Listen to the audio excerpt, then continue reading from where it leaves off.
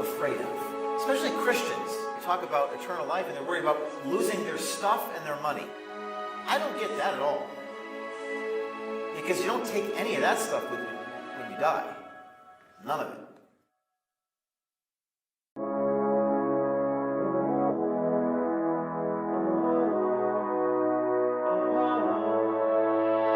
This morning, when I woke, I couldn't stop hearing teardrops on my ceiling, falling from the eyes of the beautiful angel I had slaughtered. Hold me, ignoring what you told me, only for a moment. Everything is fine and the beautiful golden path unfolding. Anger in response to my emotion, all the trauma left unopened. Throw it all away and fly inside, get high, good times I'm reeling from the raindrops on the ceiling. From your heart this is revealing.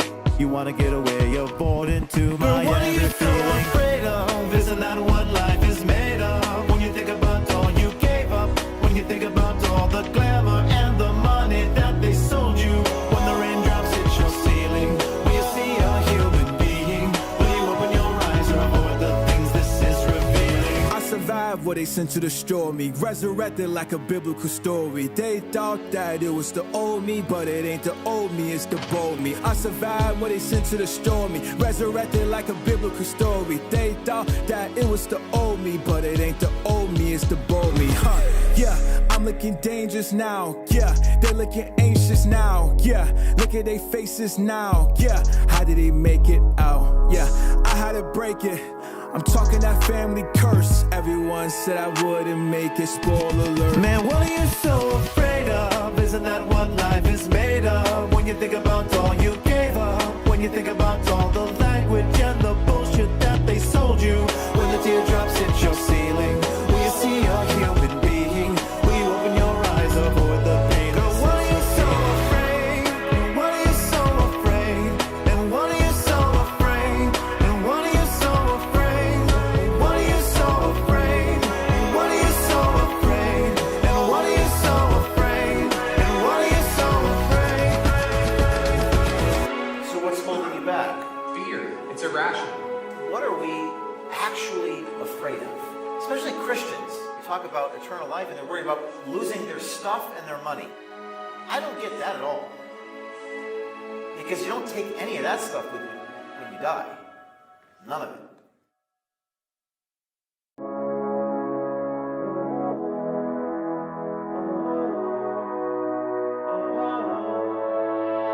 This morning, when I woke, I couldn't stop hearing teardrops on my ceiling, falling from the eyes of the beautiful angel I had slaughtered. Hold me, ignoring what you told me, only for a moment.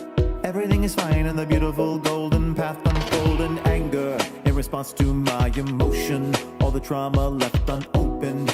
Throw it all away and fly inside, get high, good times I'm reeling from the raindrops on the ceiling. From your heart this is revealing. You wanna get away, you're bored into my What are you every so feeling. afraid of? Isn't that what life is made of? When you think about all you gave up, when you think about all the glamour and the money that they sold you, when the raindrops hit your ceiling, will you see a human being? Will you open your eyes or avoid the things this is revealing? I survived what they sent to destroy me, resurrected like a biblical story. They thought that it was the old me, but it ain't the old me, it's the bold me. I survived what they sent to destroy me, resurrected like a biblical story. They thought that it was the old me, but it ain't the old me, it's the bold me. Yeah, I'm looking dangerous now. Yeah, they're looking anxious now. Yeah, look at their faces now. Yeah, how did they make it out? Yeah, I had to break it. I'm talking that family curse. Everyone said I wouldn't make it, spoiler alert. Man, what are you so afraid of? Isn't that what life is made of? When you think about all you gave up, when you think about all the language and the bullshit that they sold you, when the teardrops hit your ceiling, will you see a human being? Will you open your eyes, avoid the pain? Girl, what are you so afraid? And what are you so afraid? And what are you so afraid? And what are you so afraid? What are you so afraid? And what are you so afraid? And what are you so afraid? And what are you so afraid?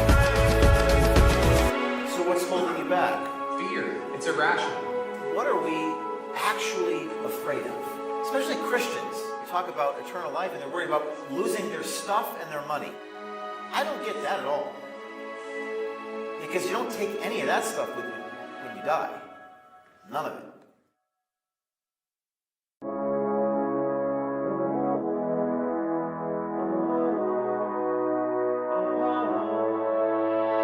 This morning, when I woke, I couldn't stop hearing teardrops on my ceiling, falling from the eyes of the beautiful angel I had slaughtered. Hold me, ignoring what you told me, only for a moment. Everything is fine and the beautiful golden path unfolding. Anger in response to my emotion, all the trauma left unopened. Throw it all away and fly inside, get high, good times. I'm reeling from the raindrops on the ceiling. From your heart this is revealing. You wanna get away, you're bored into my But what are you angry so feeling. afraid of? Isn't that what life is made of? When you think about all you gave up, when you think about all the glamour and the money that they sold you, when the raindrops hit your ceiling, will you see a human being? Will you open your eyes or avoid the things this is revealing? I survived what they sent to destroy me, resurrected like a biblical story. They thought that it was the old me, but it ain't the old me, it's the bold me. I survived what they sent to destroy me, resurrected like a biblical story. They thought that it was the old me, but it ain't the old me, it's the bold me. Yeah, I'm looking dangerous now. Yeah, they're looking anxious now. Yeah, look at their faces now. Yeah, how did they make it out? Yeah, I had to break it. I'm talking that family curse. Everyone said I wouldn't make it, spoiler alert. Man, what are you so afraid of? Isn't that what life is made of? When you think about all you gave up, when you think about all the language and the bullshit that they sold you, when the teardrops hit your ceiling, will you see a human being? Will you open your eyes, avoid the pain? Girl, what are you so afraid? What are you so afraid? And what are you so afraid? And what are you so afraid? What are you so afraid? What are you so afraid? And what are you so afraid? And what are you so afraid? So what's holding you back? Fear. It's irrational. What are we actually afraid of? Especially Christians. You talk about eternal life and they're worried about losing their stuff and their money. I don't get that at all. Because you don't take any of that stuff with you when you die. None of it.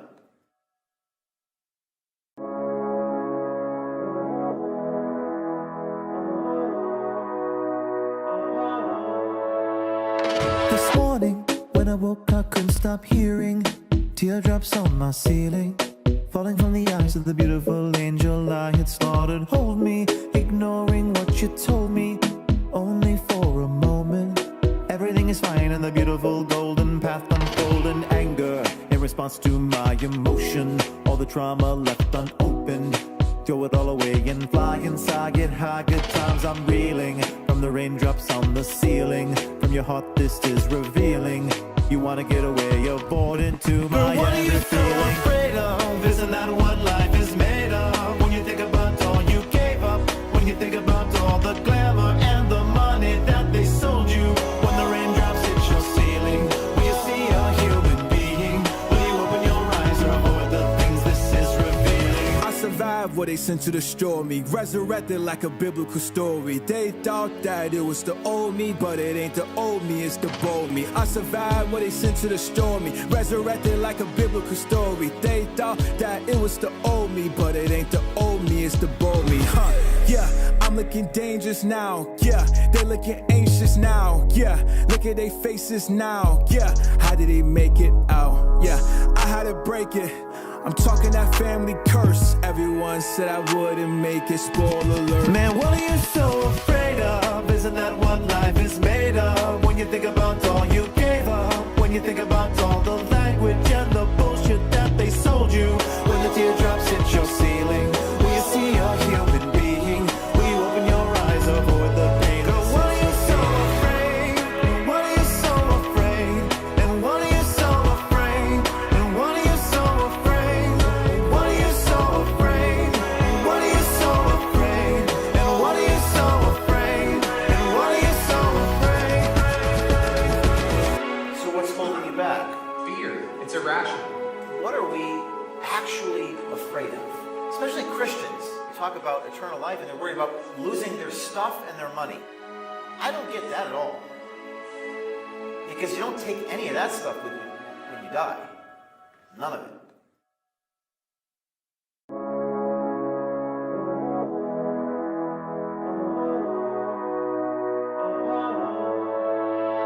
This morning, when I woke, I couldn't stop hearing teardrops on my ceiling, falling from the eyes of the beautiful angel I had slaughtered. Hold me, ignoring what you told me, only for a moment. Everything is fine and the beautiful golden path unfolding. Anger in response to my emotion, all the trauma left unopened. Throw it all away and fly inside, get high, good times I'm reeling from the raindrops on the ceiling. From your heart this is revealing. You wanna get away, you're bored into my What are you so feeling. afraid of? Isn't that what life is made of? When you think about all you gave up, when you think about all the glamour and the money that they sold you, when the raindrops hit your ceiling, will you see a human being? Will you open your eyes and avoid the things this is revealing? I survived what they sent to destroy me, resurrected like a biblical story. They thought that it was the old me, but it ain't the old me, it's the bold me. I survived what they sent to destroy me, resurrected like a biblical story. They thought that it was the old me, but it ain't the old me, it's the bold me. Yeah, I'm looking dangerous now. Yeah, they're looking anxious now. Yeah, look at their faces now. Yeah, how did they make it out? Yeah, I had to break it. I'm talking that family curse. Everyone said I wouldn't make it, spoiler alert. Man, what are you so afraid of? Isn't that what life is made of? When you think about all you gave up, when you think about all the language and the bullshit that they sold you, when the teardrops hit your ceiling, will you see a human being? Will you open your eyes, avoid the pain? Girl, what are you so afraid? And what are you so afraid? And what are you so afraid? And what are you so afraid? What are you so afraid? What are you so afraid? And what are you so afraid? And what are you so afraid? So what's holding you back? Fear. It's irrational. What are we actually afraid of? Especially Christians talk about eternal life and they're worried about losing their stuff and their money. I don't get that at all. Because you don't take any of that stuff with you when you die. None of it.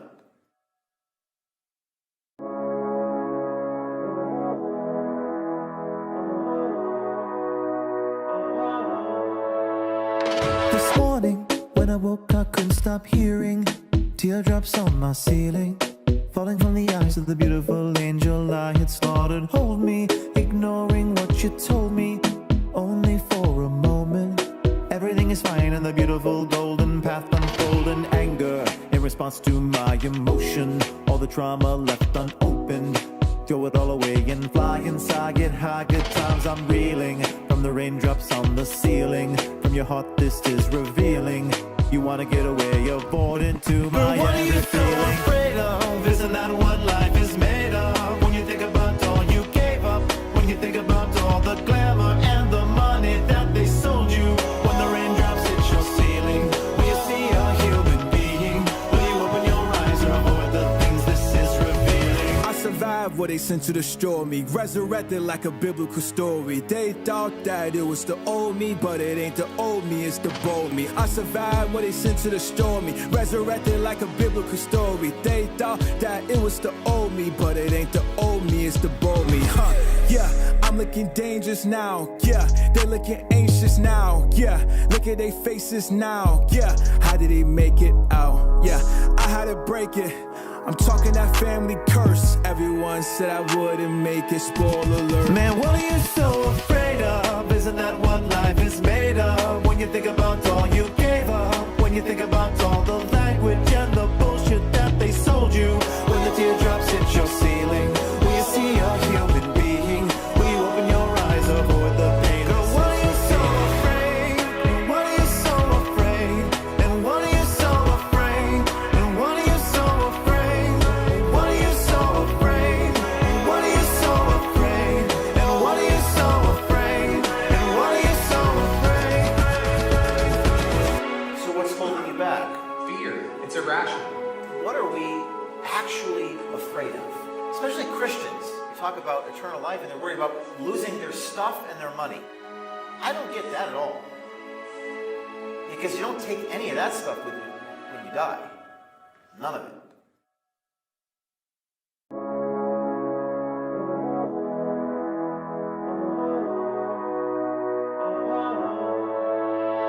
This morning, when I woke, I couldn't stop hearing teardrops on my ceiling, falling from the eyes of the beautiful angel light.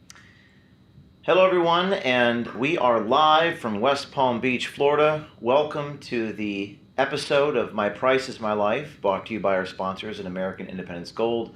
Get started on your gold IRA today or purchase gold and silver bars and coinage at O'KeefeMediaGold.com. Take action, get the facts, and protect your future. O'KeefeMediaGold.com. That's O'KeefeMediaGold.com. Today's guest, I'm very excited about this one because we are live and this is going to be incredible, is General Michael Flynn, a soldier who rose from a working class family in Rhode Island. And I know Rhode Island because I've done a lot of sailing in Rhode Island, so I'm going to talk to him about that. He became a 3-star Army Lieutenant General, serving with over 33 years in military intelligence. Started as a combat in Grenada. He served on the front lines also in Iraq, Afghanistan, and later led the Defense Intelligence Agency under President Obama. And then in 2017, he became National Security Advisor to President Trump, only to find himself at the center of one of the most explosive political and legal battles in modern history. And I have a lot to talk to him about after my interactions with the FBI on 2 occasions and the intelligence community in general. General Flynn details a story about service, sacrifice, and the high cost of speaking truth to power in various books which I have all read, and those include Pardon of Innocence, written most recently, a book about Citizen's Guide to 5th Generation Warfare, which I read in the last few days, and a book called Field of Flight, How We Can Fight the Global War Against Radical Islam. And these books we're going to talk about here in just a minute. He details his stories in these books, and he joins us today. General Flynn, welcome to the Price is My Life podcast. Yeah, great. I'm really honored to be here, and I'm excited. I'm so glad that you guys were persistent getting me here. So appreciate it. You got a beautiful setup, and I am a huge fan of everything that you have done in your life, which is amazing. Well, thank you. We have a lot to talk about, and I wanted to start because I read your book, and a friend of mine, Laura Logan, actually gave me this book, and I wanted to start. There's so much to talk about, but we're just going to start somewhere. And, you know, I like to say my price is my life, meaning that I try not to be compromised. But most people's price, if they're honest, is actually their children's life. And you wrote in this book, and I'm going to open it up to this section where you talk about your son. And I've actually met your son. We've hung out. You've talked about your son and pleading guilty to a crime you didn't commit, something that I have in common. But here, I'm just going to read a passage from your book, from page 180. Quote, "My son would have been next on their hit list. Those bastards wouldn't stop until they chewed off every piece of meat on my body like piranhas. It was hard enough that I could barely speak with Michael." That's your son. "My lawyers told me I had to communicate with him through them. It was hell. They were going after my son, and I could not let that happen." Talk about that. Yeah, wow. It's emotional. Just even hearing those words stated again. Michael's probably watching this show right now too. So for everybody out there in the audience that's paying attention, this is a big deal for all of us. So for me and for my family, and Michael specifically, and I have 2 sons. Matthew's the other one. My wife Lori.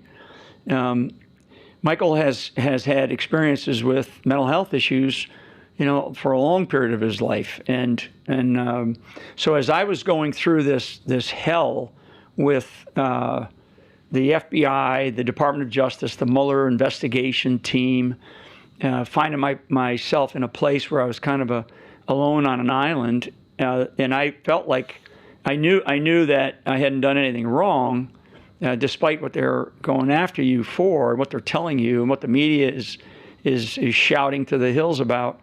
They found the one weakness in my life, which was my family, and specifically my son, and more specifically my son Michael.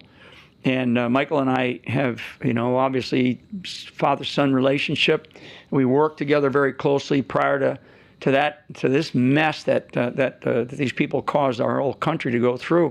But that weakness for me was to attack my son and to go after his challenges that he was, had always, been through. It was very private, as mental health issues are in a family, very private. And now it's become actually public, and Michael has taken it and stepped up now to where he's actually helping other people. So I think that that's a really honorable and noble thing that Michael has decided to do. But when they did that to me, they're talking about, 15, 20, 25 years in prison for something that I knew I didn't do. And now it's been, even the FBI agents that came into my office, they actually wrote down he wasn't lying, right? So it's just incredible what they're talking about you not lying. They're talking about me not lying, right? They actually wrote it down after that very famous 2 FBI agents sent to the White House by James Comey, who I think he goes in front of Congress tomorrow, or gets indicted tomorrow, maybe the next day, the 9th, I think. But this issue of attacking somebody's family, my price is my life. Well, for me, I served overseas in combat in different places, and I signed on the dotted line, and I knew that serving in our armed forces, the potential for giving your life for the country was very real, especially in some of the places I went to. But as I fought this war, these battles inside of our own country against our own government, I realized that my price was my family, and I just wasn't going to put up with it anymore. And that was a weak point for me. So I learned about that. My family's learned about it. Certainly Michael has learned about it, my wife.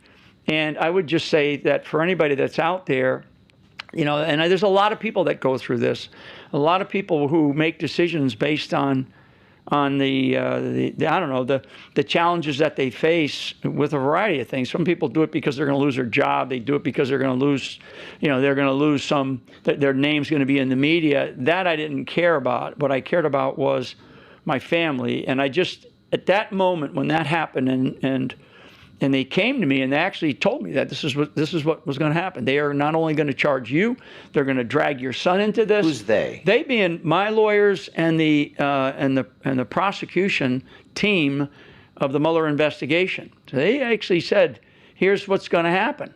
So this is like about probably a week and a half, 2 weeks prior to me pleading guilty back in 2017. And I talked to my wife and we said, okay, we're sort of done. At this point in time, we had already, sort of all the other aspects of what happens to somebody when you go through this. Your bills mounting. We had sold our home, but then all that didn't matter. What mattered is when they came after my son, and I was like, I'm not going to let this happen. And so then it was okay. What's the recourse, right? And the recourse is you're going to have to plead guilty to something that you didn't do. Right, and my lawyers knew that I hadn't done anything. My lawyers, the first set of lawyers that I had were terrible, and I dumped them eventually. Was that Covington and Burling? Covington and Burling. I dumped them eventually, but that was a big decision. It was a huge decision. It was made really, with a great deal of faith, and my wife and I speaking to each other, right? We've been together for a long time, but it was with a great deal of faith in God and just knowing that, we'll get through this. We'll get through this. It was kind of our theme. And no matter what, we have our bond as a family. And then, for those that get further into the book, and Michael has been a beneficiary of this, as I have, as all of those in my family have, we have a huge family. And certainly on the Flynn side and on my wife's side, the Andrade side, we have a huge family. I'm one of 9 children, 9 brothers and sisters, a bunch of cousins and nephews and nieces, and everybody knows Uncle Mike. Everybody knows Brother Mike. Same with my wife's family. So our families, which a lot of times when these kinds of things happen, James, families can break apart. Families can have a really difficult time. And we made it our sort of part of our journey was to keep that binding of the strength of our family together, because we have a very strong faith in God. And we're from you mentioned from up in Rhode Island. We were raised as Catholics in in the small state of Rhode Island. Actually, very all Democrats. When you want to talk political ideologies, I was the Democrat until recently. I never really gave much care about politics, and frankly, a lot of my brothers and sisters, they don't either. Our background is about service to the military. We have a long legacy of service to the military or law enforcement. My father served in World War II in Korea and was retired from the military. My father-in-law, great guy, George Andrade, he's a retired state trooper. And I have a lot of family that are law enforcement. So our grassroots component of our lives is very grassroots, and it's very service-oriented, and it's very small-town family roots. And so this is some of the conversations that we had when we were making this decision for me to plead guilty to a felony that I didn't. This is from your book. Quote: "The worst part for her, was your wife, was the night I made my calls to everyone I had come to a decision. I was telling our loved ones that I was going to have to say something that wasn't true, that this was the only way. We had no choice. The next day we went to court and I pled guilty to a crime I didn't commit." Now, but we have a lot in common in the sense that I did the same thing. It was a Class B misdemeanor in federal court in 2010. And I guess I've been deposed since then, and people always ask me, O'Keefe, do I regret that? And I would say, well, it's not so much regret. I learned from it. I probably won't do that again. Do you have regrets about that? I do to a degree, but I can't live with regret. I don't think any of us should. If you live with it, it's just going to eat you up. I did learn an awful lot. An awful lot. What did you learn? I learned about the law. So I learned about the law. I learned about the levels of even more than I thought, but the levels of corruption in our own government that are severe.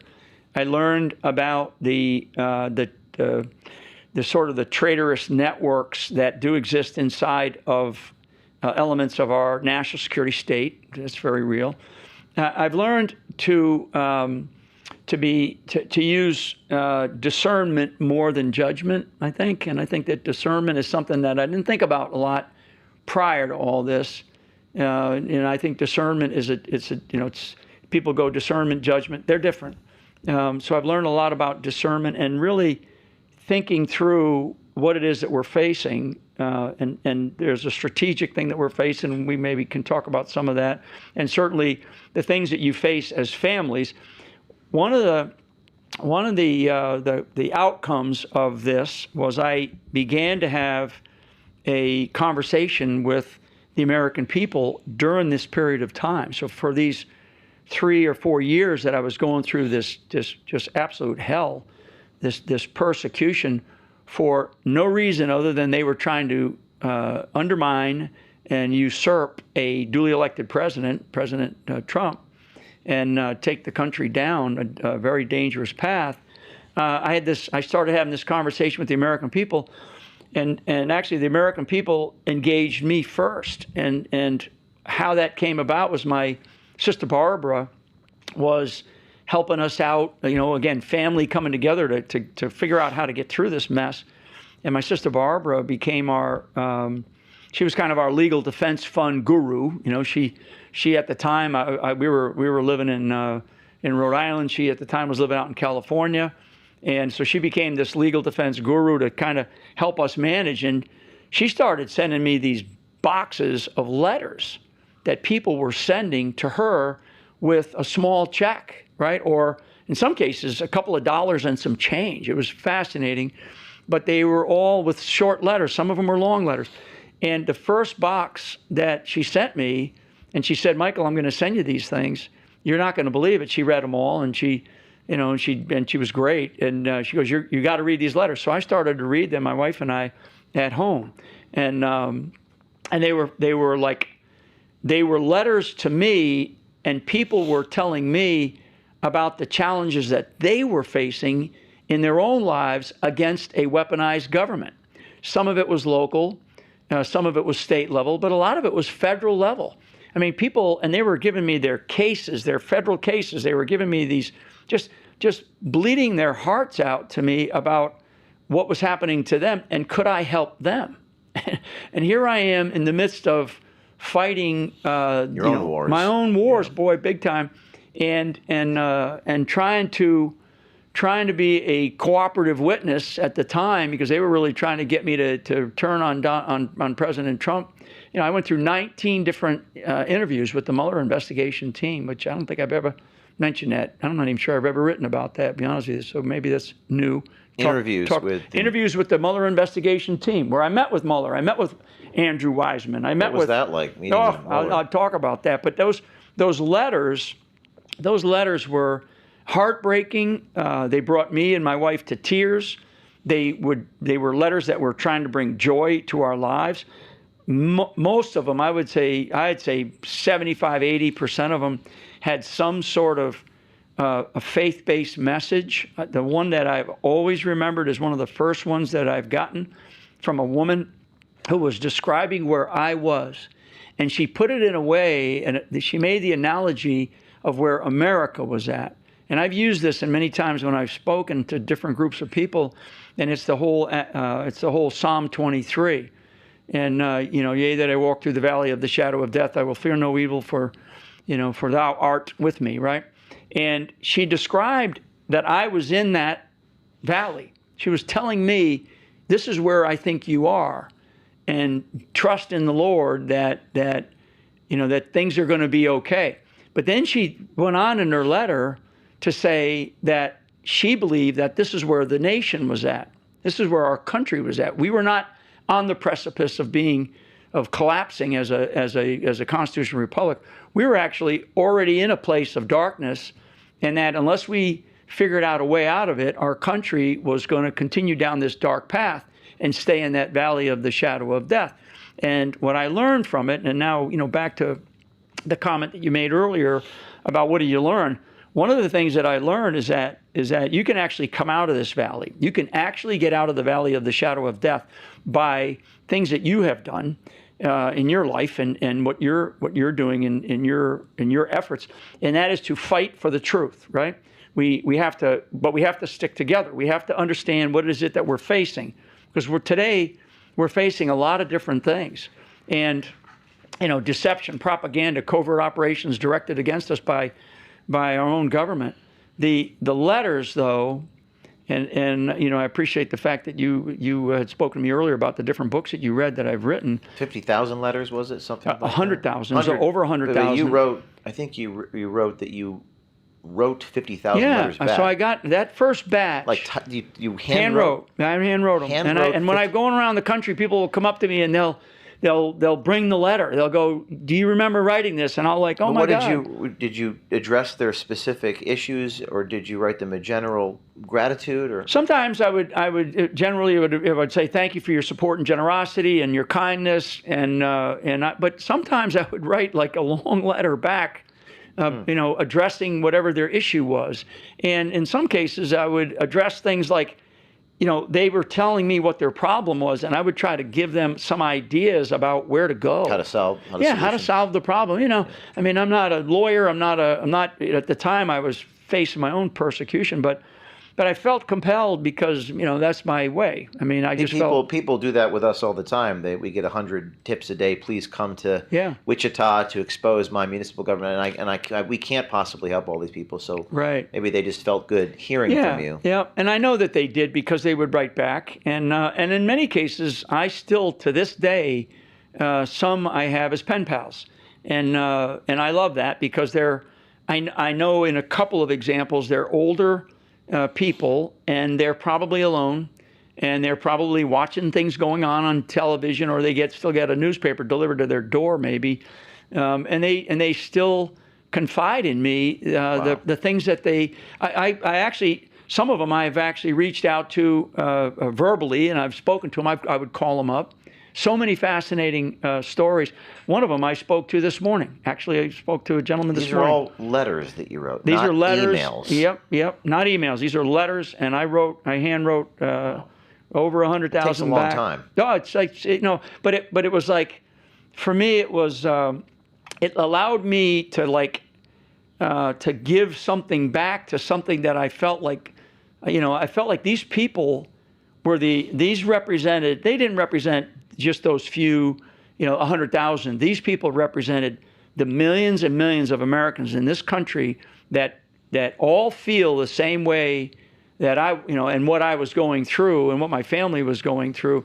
They all, and especially today, many people are now starting to see what was happening. And it's like I said, it's not 100,000, it's millions. And those millions of people, they need to know that they have champions out there in this country. And I don't know whether I ever wanted to be in this position, nor I don't think you ever felt like you wanted to be in the position that you're in. But this country needs champions, and we need fighters. And there are a lot of fighters out there. They just don't have the notoriety, or they weren't put into the spotlight like guys like you and I have been put into. And instead of wilting on the vine and stepping away and going, I'm not going to go do that, I'm done. No, I think that we have to have people that are standing up strong for this country. I think that in many ways, people like you, and to a lesser degree me, are fortunate in the sense that we are public figures. We can raise funds to a certain extent, whereas the person who is unknown, right, they have a better chance of taking out. You mentioned discernment versus judgment. What do you mean by that exactly? Yeah, I think that I look at a guy and I say, you meet somebody and you make a judgment call about them, right? You say, good guy, bad guy, whatever.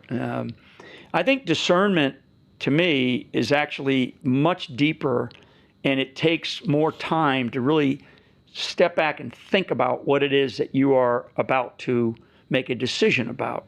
So judgment is can be quick, can be passing, it can be right, wrong. I think discernment is one where you have to get it right, and you have to really consider what it is that you are about to step into. And I've been quick to judge, as we say sometimes, right? The phrase quick to judge. I've been quick to judge, and I've been wrong.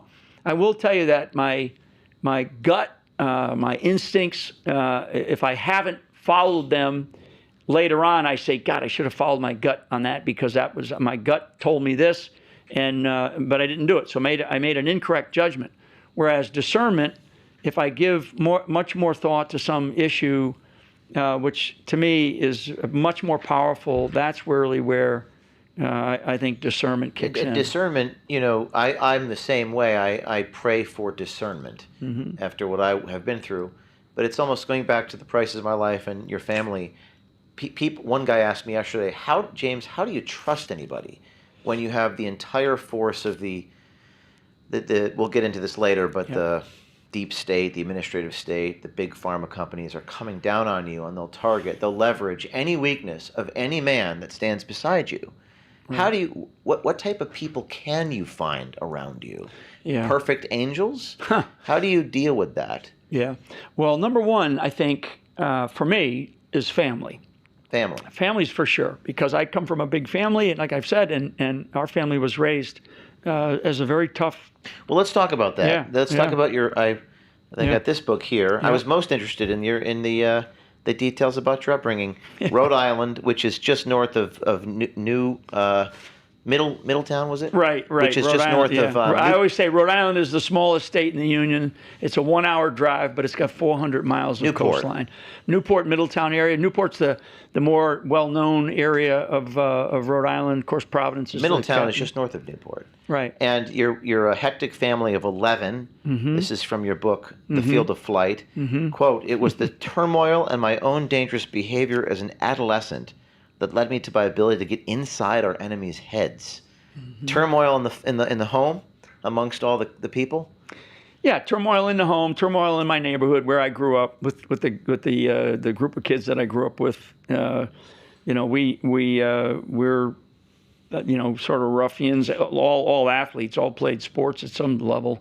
But definitely in the home because of so many kids. One bedroom house, one bathroom well, house. it was one bathroom. It's an With 9 amazing kids. story. I think I tell it in there a little bit where it's a 1,200 square foot home, 11 people. 2, of course, with my parents. 1 bathroom. The bathroom wasn't a bathtub. It was a shower head, and in a little enclosed, like very small closet. So you'd stand in there, toilet, sink, and so during the morning, which my father was a military guy. My father was he retired from the Army as a master sergeant, goes in and becomes a teller in a bank, and it's just so funny thinking about it. But we would be lined up at the bathroom, so there'd be somebody on the john, somebody brushing their teeth, somebody waiting outside the door, and somebody literally in the shower. And you would move like a military like a precision. military operation. Yeah, 9 kids. 9 children. And how long of it was it? An hour, or how much time do you have to get that? Not time? much. My father was a funny guy. Was Irish, tough Irish guy, and he would come back and he would always say, if you live till you're 75 and you sleep 8 hours a day, you're going to sleep for 25 years. So get your asses out of bed now. And like you think about that for a second, what I just said, right? It's pretty staggering because everybody always goes, get a good night's rest. My father wasn't like that. My father was like, get up, get out, and you're going to work. And so we had, newspaper routes. We worked in restaurants. We worked at beaches. We did whatever we could as kids, but that's what we were going to do. And our house was operated almost like a military machine. And my mother was great. My mother was a beautiful woman, and she was all about education. Because she was a very, very smart woman. And Helen, yeah, my mother Helen. Was she also Irish? She was, and my mother was. Thank God that she decided to marry Charlie and have kids, because my mother, graduating from high school at the era of World War II, she was the salutatorian and valedictorian of her high school class, and was given a full ride into an Ivy League college, and she turned it down because she wanted to wait for my father to come back from World War II, from Germany, where he fought, and marry him. So, and she always wanted to have children, and so thank God. And here we are. Your parents, when did they pass away? My father died in the mid '90s. My mother died 2014, so a little over 10 years ago. What led you to the intelligence field? How did that happen? You talked a little about how you get inside this phrase, inside the enemy's heads. What made you that way? Yeah, it's funny. So two things, and I tell this now, and I think I realize it. I realize it now more.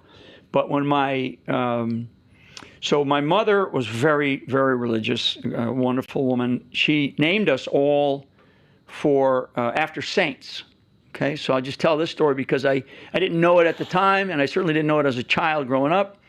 But I fell into this, as your name can matter, the definition of your name, right? And so my mother had miscarriages here and there, and so my particular birth was uncertain. I was born on Christmas Eve. She names me Michael, but because of my birth was uncertain, she also named me Thomas. So my middle name is Thomas, and so my mother named us after first and middle names after saints, and so kind of put that in a bin. Later on, when I was coming out of high school, going into college, I went to the University of Rhode Island, which is a state university across the bay from my house. I always wanted to go into the Army. I knew it from the time I was a kid. Wanted to go into the military, and so I ended up with a ROTC scholarship, and I actually talk about it in the book how that occurred. The people that impact your life. So I had a couple of people that I met at the University of Rhode Island in the ROTC department, and one of whom was the professor of military science. The lieutenant colonel had been a special forces guy, had come out of Vietnam era, and he had a very brave guy. And he was infantry, but he got into the intelligence business later on in his career. So he was a lieutenant colonel. He had about 20 years in. And he sat me down, and he looked at everything. I was into athletics. I was a decent student. And he just said, you know what you need to think about? You need to think about going into the intelligence career field. And specifically, at that time, he said, the field of electronic warfare is growing. And he said that I think that that's the direction that I would recommend you go into. And I was like, really? Yeah, because I was figuring I'll go in the infantry or, one of the combat arms branches. And so he goes, no, he goes, I think that's what you should do. And so I also said to him during that same conversation, I said, boy, I really like to go to the 82nd Airborne Division, which was my first unit that I ended up going to. He goes, no problem. He goes, they have a great capabilities, and it's a great unit. And so I think I can help you do that. He goes, you got to do really well, in your grades and the various ROTC programs, which I always excelled at. All the hands-on stuff I was always really good at, and the leadership stuff I always had a lot of fun. And I think a lot of that leadership stuff came out of. What did the guy who was recruiting you? What did he see in you that made him say you should think about electronic warfare? Yeah, in the things that we did, and I guess he saw I was really good with hands-on stuff, and my time as an athlete and being and leading teams, which we always did in ROTC as well. We'd always be put into situations. We had a good ROTC program actually at a state university, which is unusual at that time, post-Vietnam. I think what he saw in me was somebody that just thought differently. A lot of people can go into the infantry. If you say, I'm going to go in the infantry, you can go in and typically, but it's not, it's not for everybody. And that was something that I thought I would do. But I think he saw and said, you ought to really think about this. So I went and studied it. I actually went and studied, what was this about? The intelligence field, counterintelligence, electronic warfare, electronic support measures, signals intelligence, imagery intelligence. At that time, we had all those things. They're just not as robust as they are today. So for a guy that had really only seen me for a year, let's say, when we had that conversation about what I was going to ask for, he saw something in me, and he had 20 years in the service. And my father, when I went back, because my father was still alive at the time, when I went back and told my father about it, he said, great. He said, I think it's wonderful. It's a great thing. He said, go for it. My father really, I think, liked the fact that somebody took interest in me. And then my father taught me other things about going into the service, and they were very important things, very important ideas about how to act and how to operate when you're in the military. What do you think your father would say about all the stuff that's happened to you over the last 8 to 10 years? Yeah, if he could legitimately break out of his grave, he would break out. He would jump right out of his grave today. My father was. Would it surprise him? I don't think it would surprise him, neither him nor my mother, because they were both people who stayed on top of things. They were both very, they read a lot. They would talk to us a lot. We would have, we had in our like little tiny dining room, if you will. So you come in the front door of our house. I mentioned the size of our house. Our dining room table was a picnic table. Okay, it was a wooden picnic table with these nylon chairs at either end for my mother and father, and it was attached benches to the picnic table. So we would sit around that picnic table, and we would have debates about everything. And my mother was very into local politics at the time. She was also the president of the Right to Life movement in our area. Movement. My mother was huge pro-life, head of it for a while. Mm-hmm. During the days before Roe v. Wade, right, and then even Roe v. Wade. She took me down to the first march in Washington, D.C. But we would sit around as brothers and sisters and as family members, and anybody that came in that door, they had to be prepared to get into a debate or an argument or a fight, at times with my brothers and sisters. That was just our nature. That was the way we were. So my father and mother today, they would not be surprised. They would be standing up and fighting. If they had the energy to do it, they'd be doing it right here with us. There's so much to go through, but just as an aside, you're from Rhode Island. I'm an avid sailor, and I think you wrote somewhere in one of your books, it may have been this one, that you jumped off a bridge was it 75 feet? Yeah. Tall. The Seconic Bridge, and then a police officer someone thought you committed suicide. Yeah. But you were just. What was the reason you were jumping off the bridge? Just for sport? Yeah. It was it was one of those dares, right? Dare, I dare you. And there was a place called Island Park. So anybody that's watching, any of the audience that's watching in the state of Rhode Island, on the island of Aquidneck in the town of Portsmouth, there's a little bridge, and we used to go over and jump on that bridge all the time. It's the Island Park Bridge, and it's a pretty good jump. It's about probably 30 feet. Boats pass under it, and we used to jump off it all the time. Right adjacent to it, right around the corner, you can see it from that bridge, is the Seconic Bridge. The Seconic Bridge is actually the bridge that goes off the island and goes into the next town. It connects you to the mainland. And that bridge is a good-sized bridge. It's about 75 feet, give or take, 75 feet. Pretty high. That's high. And so we were there one day, and my brother-in-law at the time, who's deceased now, Kyle, for anybody, his son is Eddie is watching. Kyle and I said, let's go. People said, you're not gonna. So we said, we're going to go over there. So we actually parked at the bottom of the bridge. There's a little road that goes down to the bottom and comes up to like a little beachhead. And we walked up just in our shorts. We walked up to the side, got on the road. It's a highway. We walked along the highway on a sidewalk on the bridge, and we stood on the stanchions of the bridge and jumped.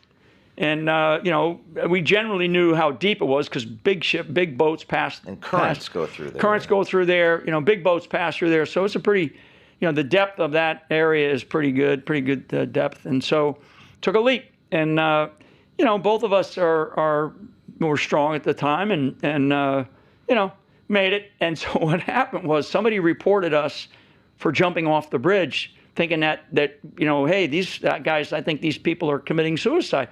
So as soon as we got to the beach, by the time we literally swam to the shore, a state trooper had come down to that same area where the car was parked, and he got out. Of course, we're swimming up to the side of the water there of the beach, and he looks at us and he's like, "Are you guys out of your minds? What the hell are you kids doing?" And so he took our names and took a little report down, and he was a good guy, and we just said, "Sorry, trooper, we generally jump off of the Island Park Bridge." He goes, "Get the hell out of here, go home. I'm going to let the guy." He said somebody will know about it. And my father knew about it. How old were you? At the time, I think I was probably 16, 17 years old, so high school. And how old were you when you jumped into the water in Grenada? We'll get to that story later. But was that yeah. When I jumped in the water in Grenada to go after those couple of guys, I was a lieutenant, so I was probably 24. 24 years old.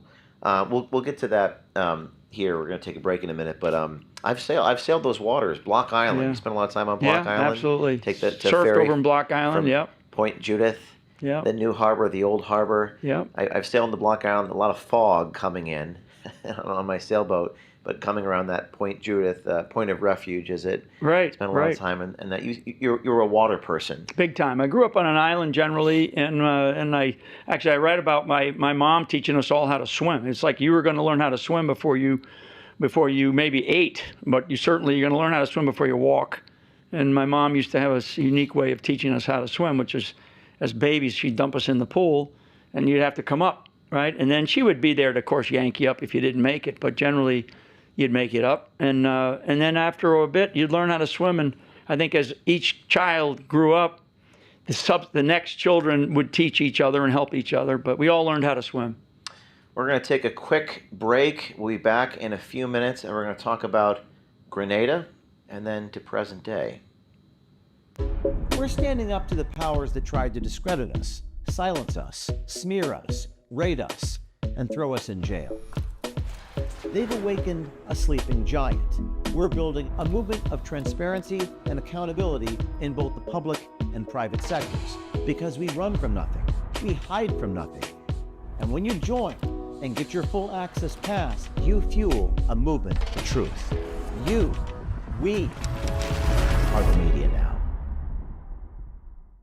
This is James O'Keefe. You know me for exposing the truth and holding the powerful accountable. But today, I want to talk to you about protecting your own freedom, starting with your finances. Right now, the warning signs are everywhere. The Fed continues to print money, interest rates and inflation remain high, and everywhere you look, your hard-earned money just doesn't go as far as it used to.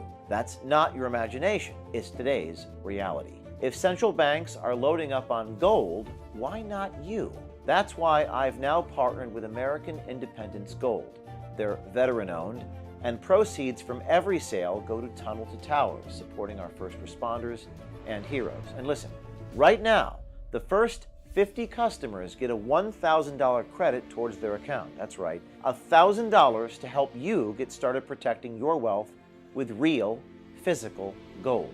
Don't wait for the next crisis. Go to O'KeefeMediaGold.com. That's OKEEFE MediaGold.com or 833-324-GOLD. Again, that's O'KeefeMediaGold.com or 833-324-GOLD. Take action, get the facts, and protect your future, because freedom isn't given, it's secured. This is James O'Keefe. Don't just watch history, own a piece of it.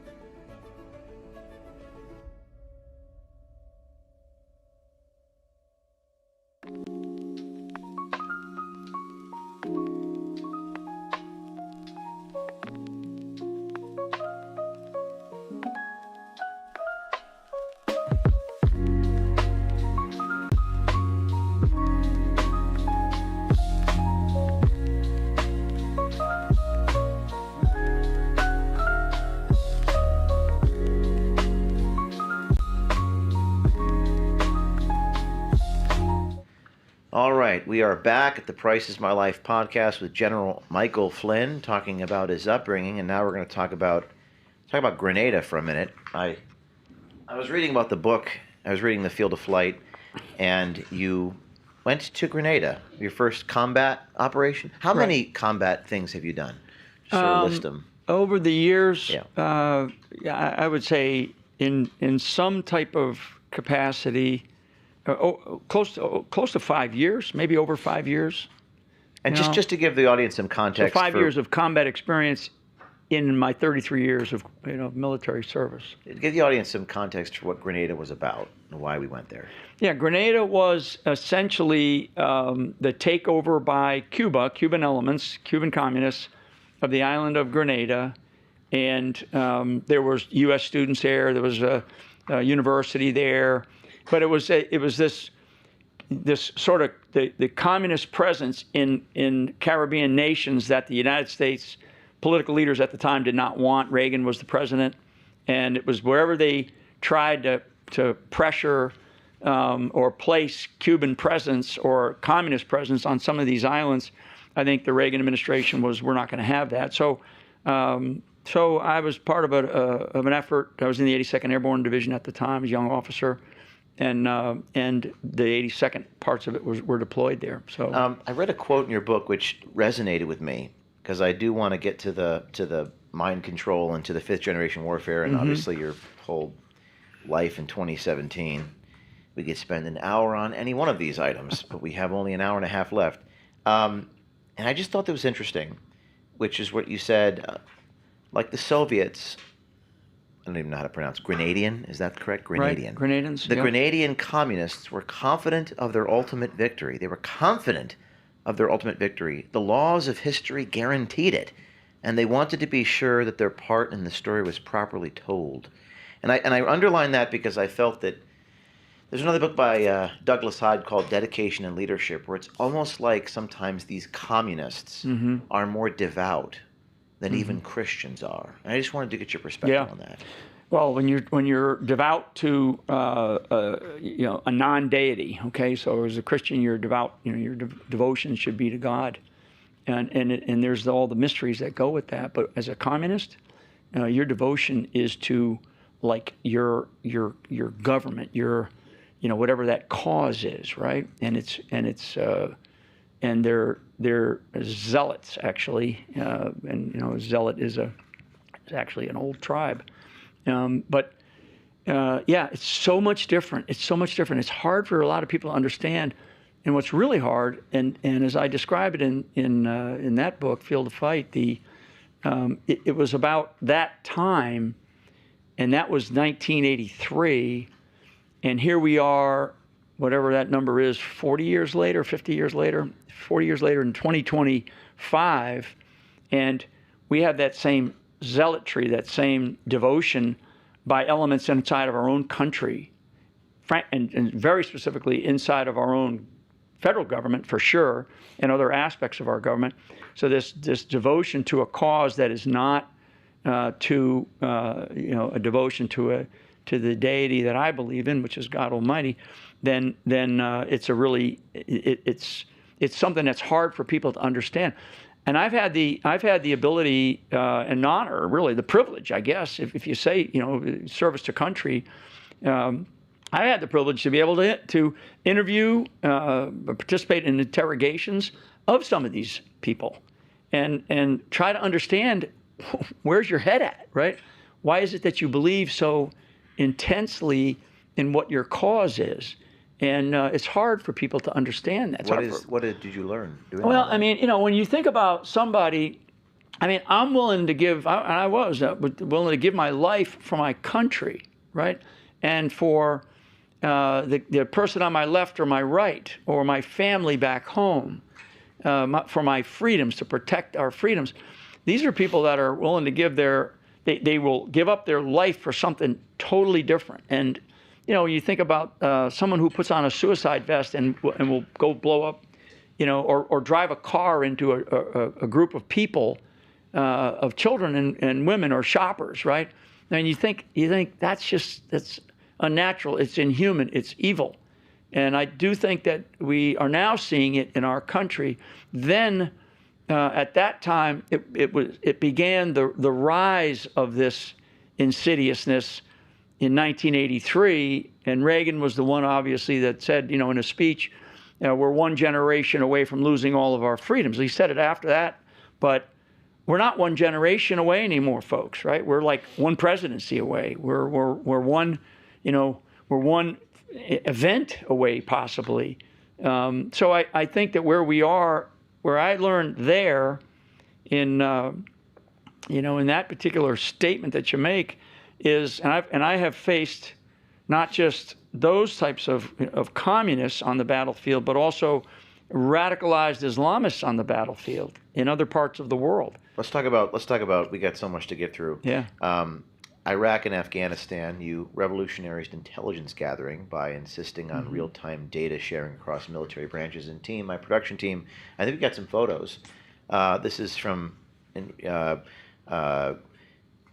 photos of Flynn in military uniform here on the big screen. Yeah, my brother Charlie and I. Yeah. That's Charlie Flynn. Yeah. Charlie just retired as a 4-star. Flynn in Afghanistan. That's in Afghanistan. Afghanistan, this is what, 2001? That's probably circa 2008, maybe. No, that'd be 2007 probably. And JSOC.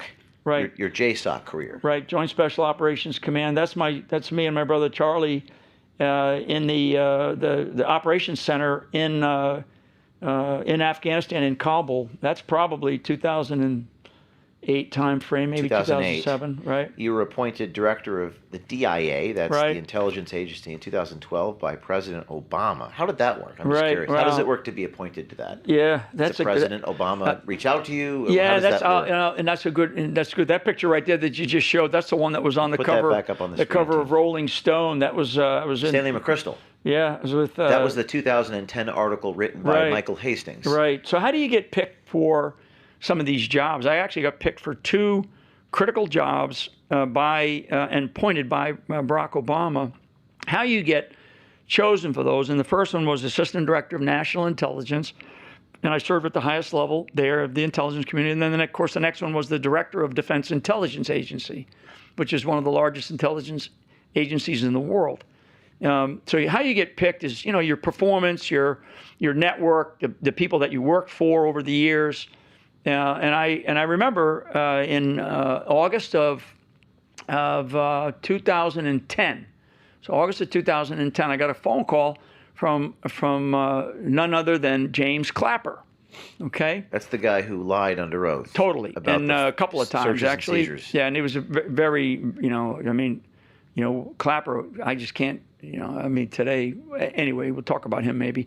But in the August of 2010, I got a phone call, and he basically said, hey, we're going to bring you back to Washington, D.C., and we're going to put you at the up in the ODNI at that time. He was actually the director of national intelligence at that time, and he said that we're going to put you in a holding pattern, a holding job, which actually turned out to be a really good job, which was at the DNI level. And he goes, we're going to make you the next director of DIA after the current guy stepped down. And so I said, well, when's all that supposed to happen? This is literally a phone call, a secure phone call. He's calling me up. And I said, when's that going to happen? He goes, we're going to make it happen here in a couple of months. He goes, you got a couple more months out there. At that time, I was working for Dave Petraeus, General Petraeus. Stanley McChrystal, in that picture that we just saw, had just been relieved in the June time frame. After that article came out. After that article came out, I stayed on, and I stayed on with Dave Petraeus for about another 5 months or so. And then I went back to Washington, D.C. And what happens is there's a technical paperwork thing that goes through the system. You get nominated, you get appointed. The President of the United States has to stamp off on it. And then you go and have to get confirmed in front of the U.S. Senate, which I did twice, fully confirmed. So all these people, only a couple of years later that were calling me all kinds of names, they had sat there, right, saw my whole background, and confirmed me for 2 vital national security positions. How did you clash with the administration over ISIS in Iran and Islam? Yeah, so the first thing that really came about was I was part and put my name on an article that we wrote in Afghanistan, and it was a blueprint for fixing the problems in Afghanistan, and it got the CIA really upset at me, and Bob Gates was the Secretary of Defense at the time, and he told everybody in Washington, D.C., shut up, the paper's brilliant, we got a war to fight, this guy's out in Afghanistan doing what he needs to be doing, let's move out, let's move on. That was number one, and I didn't realize until later on how much the CIA was so pissed off at me about that. Then, as time went on, as I'm now in DIA, I started to clash with Jim Clapper and John Brennan, who was the director of the CIA at the time. I started to clash with them over the assessments for Afghanistan and then the assessments for Iran. And, the assessments for Afghanistan were really just, lie after lie after lie. Assessments on ISIS were lie after lie after lie. I was very public in a hearing in front of Congress where they were asked questions, they being Director Comey, Director Brennan, Director Clapper, and me, all asked about the rise of ISIS, and the talking point by the administration was ISIS, bin Laden's been killed, Al-Qaeda's on the run, and there's no problems here. And I sat there and said, no, actually it's pretty bad.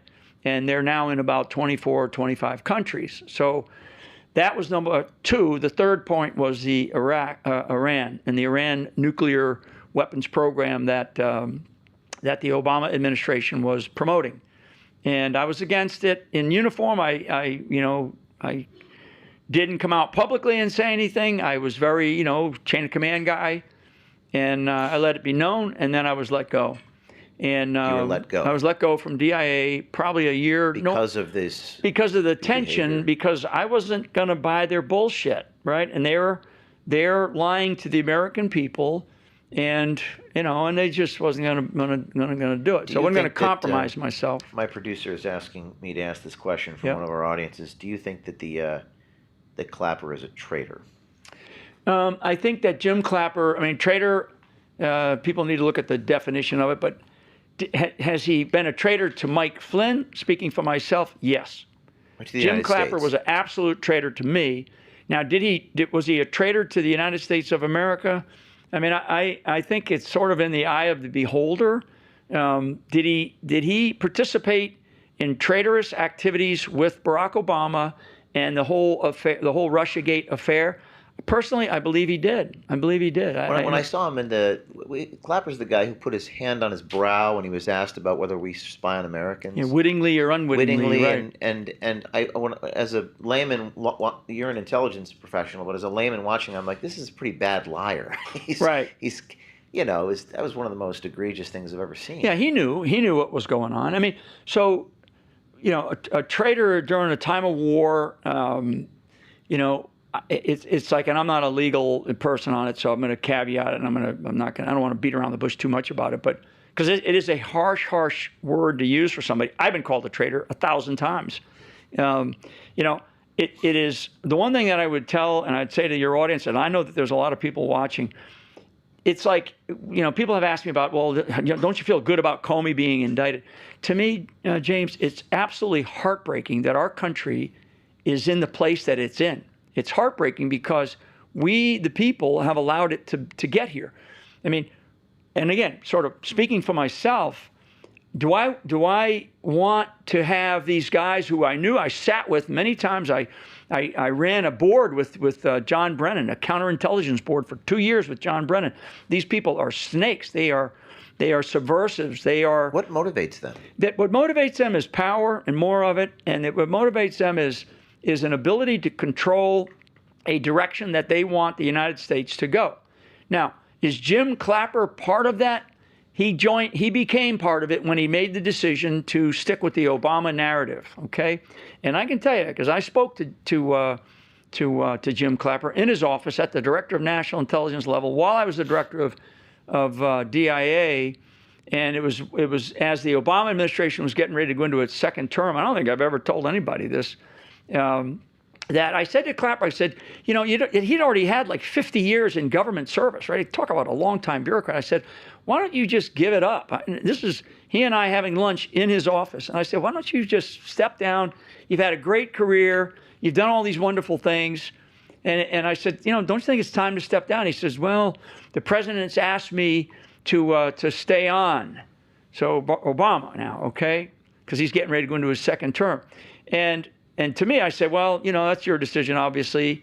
And I said, maybe it's time though. And I'll just giving you my 2 cents. This is me talking to Clapper. And where were you? I was in his office. I was the director. What building is that? It's Liberty Crossing, out in just past CIA building out in that area. And I was sitting having lunch with him, having this conversation. I'm like, I really think that, and I looking back today, and I hope he's listening, and he should have taken my advice and stepped down then, because what happened is he got sucked into this vortex by Barack Obama and John Brennan and others who names like Susan Rice, Lisa Monaco, who just, I think Devin Nunes talked about Lisa Monaco the other day on one of the cable news networks. So that's a name that doesn't come up. Then you have others, right? Sally Yates, and there's a bunch of and Obama. We have a little article. Nick, pull it up. Obama warned. Is it true that Obama warned the president about hiring you? He did. Actually, right after the election. So, and unbeknownst to me until after he did it, because Trump and I talked about it. We joked about it actually after the conversation, after he flew back up to New York, Trump Tower. But yeah, Obama warned President Trump to not hire me. And you're talking about the turnover of the country from one president to the next duly elected president. And what does he do? He talks about two people, Kim Jong-un of North Korea, right? But how did he warn the president? He warned him. He basically during said the meeting. During the meeting, he said, "I'm going to let you. There's one political article right there. There's one person that you shouldn't hire, and that's Mike Flynn." That's remarkable. Right? Who's the other person? Do we know? Well, there was not another person to not hire, but there was another warning about being careful of the guy over in North Korea, right? That says a lot that he would take time to talk about you.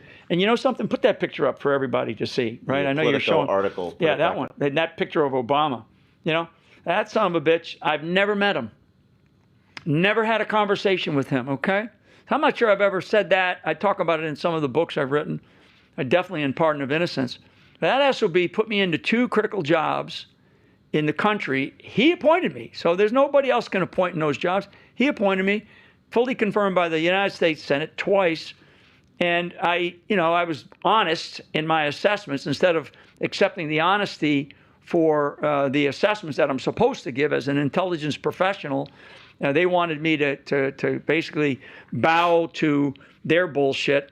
And that SOB had the gall to tell the duly elected president of the United States who not to hire. He didn't mention anybody else. He didn't say, don't hire Steve Bannon, don't hire. That's remarkable. They only brought you up. Right. It says in that article, quote, Obama and his staff felt Flynn, you were problematic and prone to what they thought were crazy ideas. Yeah. Crazy ideas. How about that? Right? So speaking of that, so you said intelligence is useful. I mean, talking about your intelligence career here, and I think something that you've said, I don't know if you said it publicly, but I know that you've said this to me previously when I saw you years ago, is when you were in the Pentagon, you characterized these bureaucrats, and I thought this was very profound, and I'd like you to expound upon it for my audience. You said, James, they're like wall watchers. Yeah. And you'd walk down the Pentagon, and men, when they pass you, would look up at the ceiling or look away.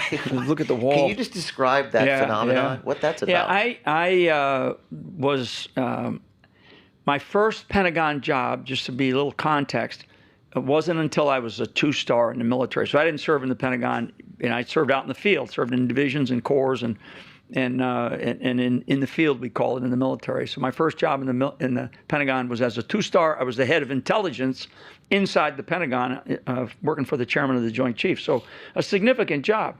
And I'd come from the battlefield, right? So I'm walking down the hallway, and I'm one of these people, I'm a very extroverted guy, I guess, at times, but I'm one of these people that likes to engage people, right? And I'm walking down the hallway, and I'm watching these people as they're walking in the hallways of the Pentagon. Anybody that's been in the Pentagon, the hallways are very wide. You can drive you can like a 2-lane highway, right? And people would walk along the walls like this, So if somebody was coming up to them, especially a guy in uniform, a couple of stars on his shoulder, they kind of would look away from you, just like you were just doing. And they kind of look at the ceiling, and they just keep walking, right? I call them wall walkers or wall watchers, right? Because they were afraid if you engage them, they would actually have to do work. Like, they were afraid to be engaged. They did not want somebody. Afraid to be engaged. They did not want somebody like me, some general, walking in the hallways of the Pentagon to go, hey, what are you doing? What's your job? What's your role? Because there's so many people, and that are in the Pentagon that are just useless. Okay, useless. And I know Secretary of War Hegseth now is really trying to work very hard to figure all that out, and it's not easy. But when you're a guy, to me, the way I interpret that, and I just think this is very interesting. It seems to me like you're a symbol of accountability. And when you walk down the hallway, you are accountability. Yep, that's right. But when you were in that context, did they report to you? Were these just random bureaucrats? No, they didn't have. I would be in a hallway, and they have different corridors: the Army corridor, the Marine Corps corridor, the SecDef's corridor, the Sec War corridor. Now you got these different corridors. As I'm walking from one meeting to another, or I'm going to go into some big presentation, I would see these people, and I'd be like, "The hell do these people do?" And they would would not want to engage. And that always disturbed me, because I'm coming from an environment where, you're like interacting with people all the time. You generally know most of the people that are in your units and your organizations and in your formations. And I'm one of these type of people. It's like, hey, how you doing today? Is everything okay? You doing okay? And I would see people that would be like sullen. They would be worried. They would be trying to hide what it was that they were doing. That's the way I felt. And I wrote about it. I wrote about it in there and described it. And I think that they still exist today, because in the Pentagon, there's a lot of people. You can go into a door, and I used to do this in the Joint Staff area. I'd go, what's behind that door? Because there's doors everywhere, right? People that live in the Pentagon or work in the Pentagon know exactly what I'm talking about. And I'd go, what's behind that door? Right? There's no sign. So I'd say, can we open it up? Because I'm in a position where at that time in an area, I had, some authority. And I'd go inside the door, and I'd be like, who's back here? There's people back there. And you're like, what do you guys do? So what do you do? And I'd be nice, I'd be very professional. Yeah. Hey, how you doing? What's your name? And what do you do? And they'd be like, well, and they'd be looking around going, oh my God, somebody actually came and saw me and found me. Do you think that that's shame? What percentage of the people that you spoke to, it's shame, or that they're hiding something? What is the thing? Yeah, I don't think that they're hiding something other than the fact they don't want to lose their job, or they don't want to feel like, geez, maybe I could, my job could be taken away if I run into somebody and have to tell somebody that I actually don't do anything, number one, or number two, if I tell somebody that what I actually do and they go, well, why do we do that anymore, right? I mean, there's so many things that we still do in government that we've been doing for more than one Secretary of War. Okay, there's places inside of the Pentagon, never mind State Department, the Intel community, Department of Justice, where we don't do those things anymore. The government doesn't even care about some of that stuff, but people still are going into a job every day. They get an 8-hour, they get an 8-hour salary for the day, and then they get their salary for the week, and they don't actually do anything for the country. And that's why I'm really interested in this government shutdown, to kind of see how does President Trump play this out, because I think the left made a huge mistake on the shutdown, and we're going to see some of the results of it. And speaking of recent events, Comey was you saw the news with Jim Comey. Mm-hmm. He was not arrested the way that I was. And just kind of broadly, speaking of accountability, people are angry, and the audience, my audience, I know your audience is probably as angry as mine, but I'm an investigative reporter, so we expose evil and corruption every week. But increasingly, it's just no one's held accountable for anything in this country. People feel deeply about this. I mean, I feel deeply about this. I mean, somebody sent me an X post last night that had like every single name from Russiagate, from all these, from J6. It was a long, long list of names. And basically the point was, under the Biden regime, these are the, Obama, Biden, or under the Democrats. I think it was under the Democrats. These were the people that were persecuted or prosecuted or jailed. And then it said under the Trump administration, it just had a big goose egg, right? So, all right, so let's put that aside. Comey. What they did to Roger Stone, okay? First of all, the effort to get Roger Stone, who had an expired passport, no criminal record, just had him on the show, unbelievable, right? Crazy. And but the effort, and it cost probably $1 to $1.5 million for the U.S. government to go do that, and they did it, and they also leaked it to. The likelihood that was Andrew Wiseman that leaked it to CNN. So CNN's there on the spot, on the docket when they did the CNN SWAT. Appeared. He took me through the story 2 hours. And while you're talking about this team, pull up the affidavit, please. The fully redacted affidavit of the FBI raid. So and so how does James Comey?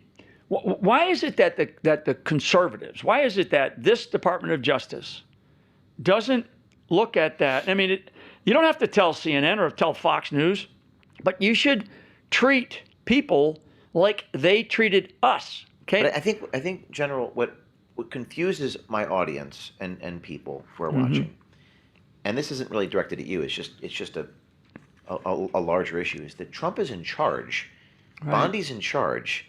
People always say, and guys, can you pull up the one picture where it says probable cause justifies the FBI raid? Because this is very abstract, but we're going to make it less abstract for people. It's the other one. It's the first page, probable cause justifying the raid. If you look at the when I was raided by the FBI, they released the affidavit, and every single, pull it up on the screen, guys, every single line of this affidavit has been redacted, and I showed that to you. Yeah. What is going on? I mean, first of all, accountability. We must have accountability. The people that committed treason, as Tulsi Gabbard said, as President Trump has said, and they've laid out the names. We've talked about some of them, Obama on down. There's going to have to be accountability. I don't know legally how they're going to go through that gymnastics event, but what does accountability look like? Accountability looks like people that get indicted, go in front of a jury of their peers, let our justice system play out, more than likely, with given some of the things that we now know about, But these are people that should go to prison. Hold on, team. Can we put that on the screen so the live audience can see Yeah. what I'm seeing on the big? There we go. Okay. Yeah. So, quote: probable cause justifying search of O'Keefe's person and premises. This is a joke. This is a disgrace. Yeah, so they gave this back to you, I think, for context for the audience. So this is, you asked for this information, and they dropped the Yeah. they dropped the case against me. Right. When I was But you see raided. that. I mean, so go back to that if you don't that on mind, the just for screen. the audience. I mean, this is like laughing in our face. But this right? is a newsroom. This is Right. a journalist. I mean, Right. there isn't even a colorable crime. And I guess the question it's a conversation we can have, but if they can't even be transparent about why the Federal Bureau of Investigation raided Project Right. Veritas, my reporters, which by Right. the way is so unprecedented. If they did it in Ukraine or Right. or some other country, our State Department would issue sanctions. If they can't be transparent about that, how? Well, so here's the issue with that, because this is what I think I said to you when we were talking prior to coming on today. So why aren't they talking about that, or why did they redact that like that? Because in there they'll go, well, we're gonna divulge our sources and our methods, which is total bullshit.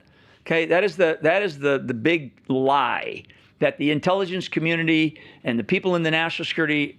I mean, I was the national security advisor. I was head of one of the largest intelligence agencies in the world. Intelligence has been my forte in business for my adult life. And sources and methods, I understand. But what we have learned from our illustrious federal law enforcement organization, and that includes the Department of Justice, but certainly the FBI, is that kind of stuff right there that you just saw, that you just showed to your audience, that could just be all a bunch of made-up bullshit. Tell me about that. Just total lies. How does that work? Where it's a couple of agents sitting in a room, right, with a prosecutor, and they say, we got to get this guy. We're going to get this guy.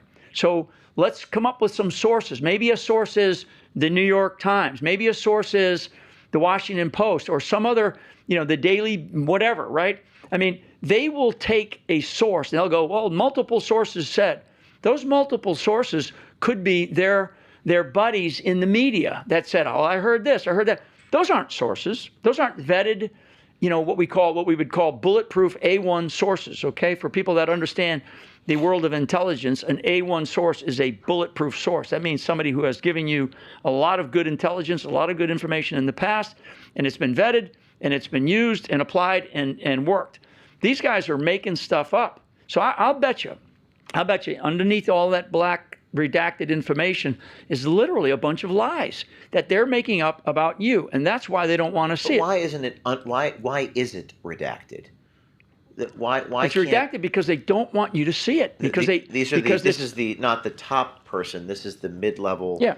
Administrative state. Yeah, so I don't know. I mean, we'll see. We'll see how high up that goes. To be able to do that, because to get the permission to redact at that level is not some low-level clerk. Okay, that is somebody at a serious level. In my case, I was a very unusual case because we had liberals defending me. The ACLU defended me. Right. The Reporters Committee defended me. I think the left defended me because they didn't want Trump to do it to them, and Trump hasn't done it to them. I'd be the first person to speak up. Right. But I think it kind of speaks to, I think the sources and methods thing is fascinating because you are intelligence.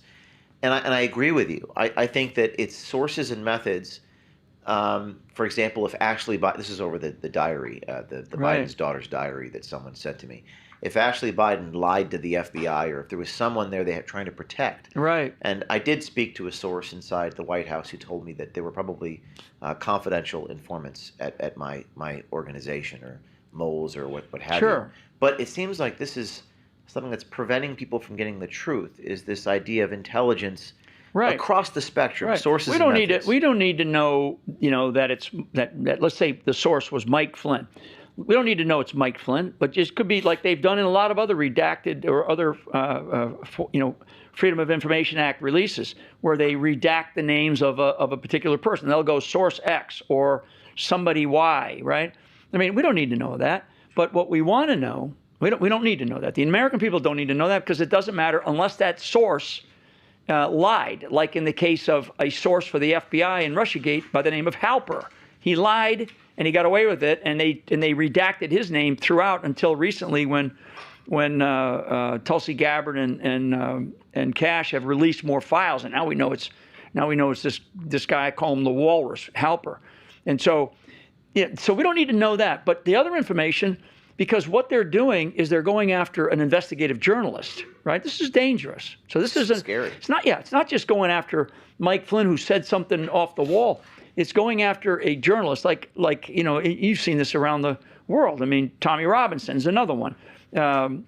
Assange, another one. I mean, these are dangerous times when they start to go after journalists for what the journalist is trying to expose. That's what you're trying to expose. And all you're trying to do is expose the truth. And you lay it out there, it's true. And what they do is they attack you, because what they're trying to do is they're trying to shut you down. They want to shut you up. And that is called, and I talk about this in the book, Pardon of Innocence, I talk about it in my movie, and that's called assassination by narrative, okay? The narrative assassination. Now, will they go further? Will they go to physical assassination? And the answer is absolutely. Okay, well, we're going to take a quick break, and next we're going to talk about fifth-generation warfare, which is absolutely fascinating, psychological warfare and what you just talked about, assassinations, literally, figuratively, metaphorically.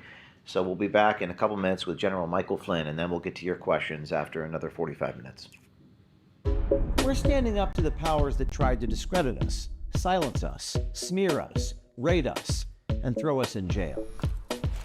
They've awakened a sleeping giant. We're building a movement of transparency and accountability in both the public and private sectors, because we run from nothing, we hide from nothing. And when you join and get your full access pass, you fuel a movement for truth. We are the media now. This is James O'Keefe. You know me for exposing the truth and holding the powerful accountable. But today, I want to talk to you about protecting your own freedom, starting with your finances. Right now, the warning signs are everywhere. The Fed continues to print money, interest rates and inflation remain high, and everywhere you look, your hard-earned money just doesn't go as far as it used to. That's not your imagination, it's today's reality. If central banks are loading up on gold, why not you? That's why I've now partnered with American Independence Gold. They're veteran-owned, and proceeds from every sale go to Tunnel to Towers, supporting our first responders and heroes. And listen, right now, the first 50 customers get a $1,000 credit towards their account. That's right, $1,000 to help you get started protecting your wealth with real, physical gold. Don't wait for the next crisis. Go to O'KeefeMediaGold.com, that's OKEEFE MediaGold.com, or 833-324-GOLD. Again, that's O'KeefeMediaGold.com or 833-324-GOLD. Take action, get the facts, and protect your future, because freedom isn't given, it's secured. This is James O'Keefe. Don't just watch history, own a piece of it.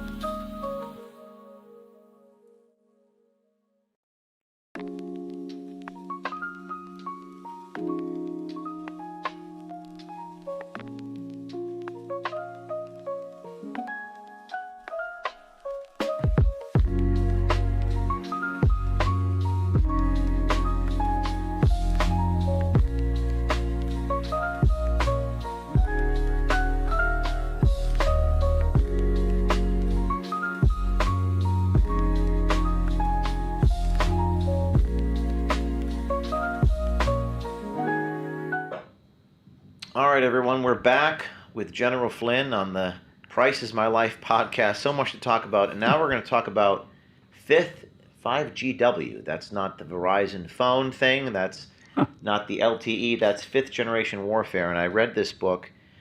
It's very dark. And I'm just going to kind of take my audience who haven't read this book through a few things that are in this book. Psychological operations, PSYOP. Psychological operations are operations designed to convey selective information and indicators to audiences to influence their motives, objective reasoning. Right now, someone somewhere is assessing you as a target and figuring out how to influence your thoughts, behaviors, and actions. There's even a quote you have from Chapter 2 from JFK, President John F. Kennedy. Listen to this. This is John F. Kennedy talking about the big game and few of the players that we are opposed around the world by a monolithic and ruthless conspiracy that relies primarily on covert means, conscripted vast human and material resources. Its mistakes are buried, not headlined. Its dissenters are silenced, not praised. No expenditure is questioned. No rumor is printed. No secret is revealed. This fifth generation warfare stuff about how our fear is justified, that a single shadow government is secretly utilizing the aspects of irregular warfare against us. Shadowy governments using tactics and strategies. Some call it the administrative state. Some call it the deep state. I know that it's real because they've targeted me. They've targeted you. And I guess there's so much to get into. And I want to get into this and get into some of your notes. But just to start, it seems like the enemy is within. Right. Can you just talk about that? Yeah, and I refer to this enemy inside. You know, we call it the deep state. That lets everybody kind of understand, what we're talking about. But I actually, you'll hear me talk about this more and more, and I probably will write about it. I call it the axis of resistance. The axis of resistance. And inside of our government, there are elements that are both domestic and foreign inside of our government. Okay. The unholy alliance that I have always talked about, this unholy alliance, and I wrote about it actually in Field of Fight, because the subtitle of that is How to Win the War Against Radical Islam and Its Allies. So this unholy alliance is like China, Russia, Venezuela, North Korea, Iran, and then this radicalization of an ideology. That's the sort of external. But internal is this axis of resistance, this deep state.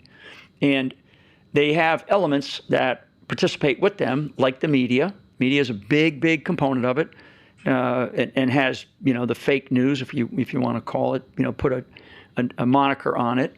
The use of covert operations. Okay, so the intelligence community of the United States of America, principally the CIA, has gotten involved in domestic activities when they should not get involved in domestic activities, and they partner with, as we have seen in Russiagate and the outcome of Russiagate, with elements like the FBI and other elements, but corporate world to a degree. When you think about the DEI issues that we deal with, LGBTQ, because I know one of the things I did want to try to jump to, but fifth generation warfare is the war that we are involved in, and so for people to understand, when I say war or warfare, those are two different things, right? The war that you're in, Ukraine and Russia, right? That's a war.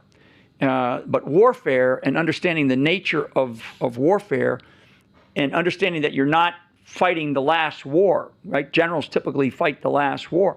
So you have to understand this dimension that we are in. And fifth generation warfare is a combination of elements of hybrid warfare, irregular warfare, the physical components of it.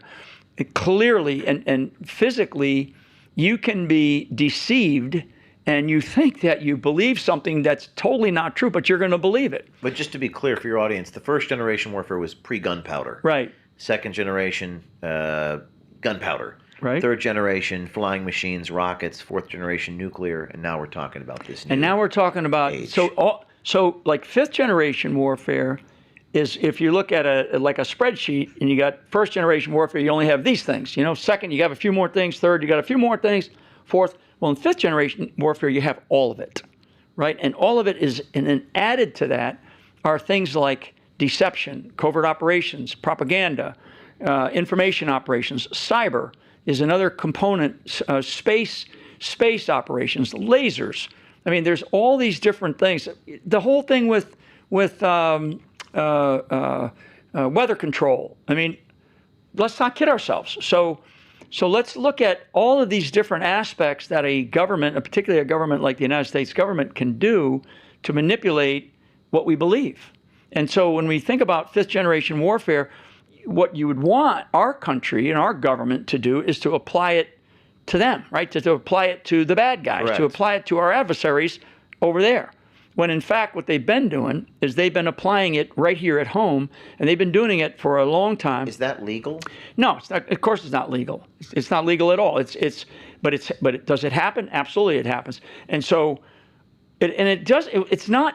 People have to realize that this is not just because Donald Trump came on the scene.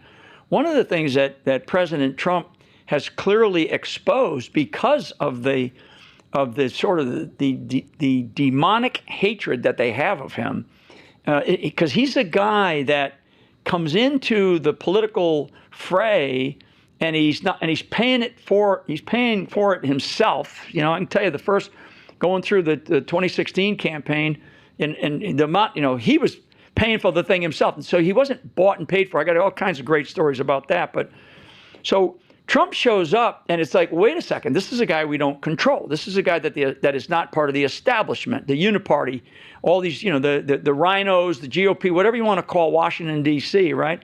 This group of people that run our country.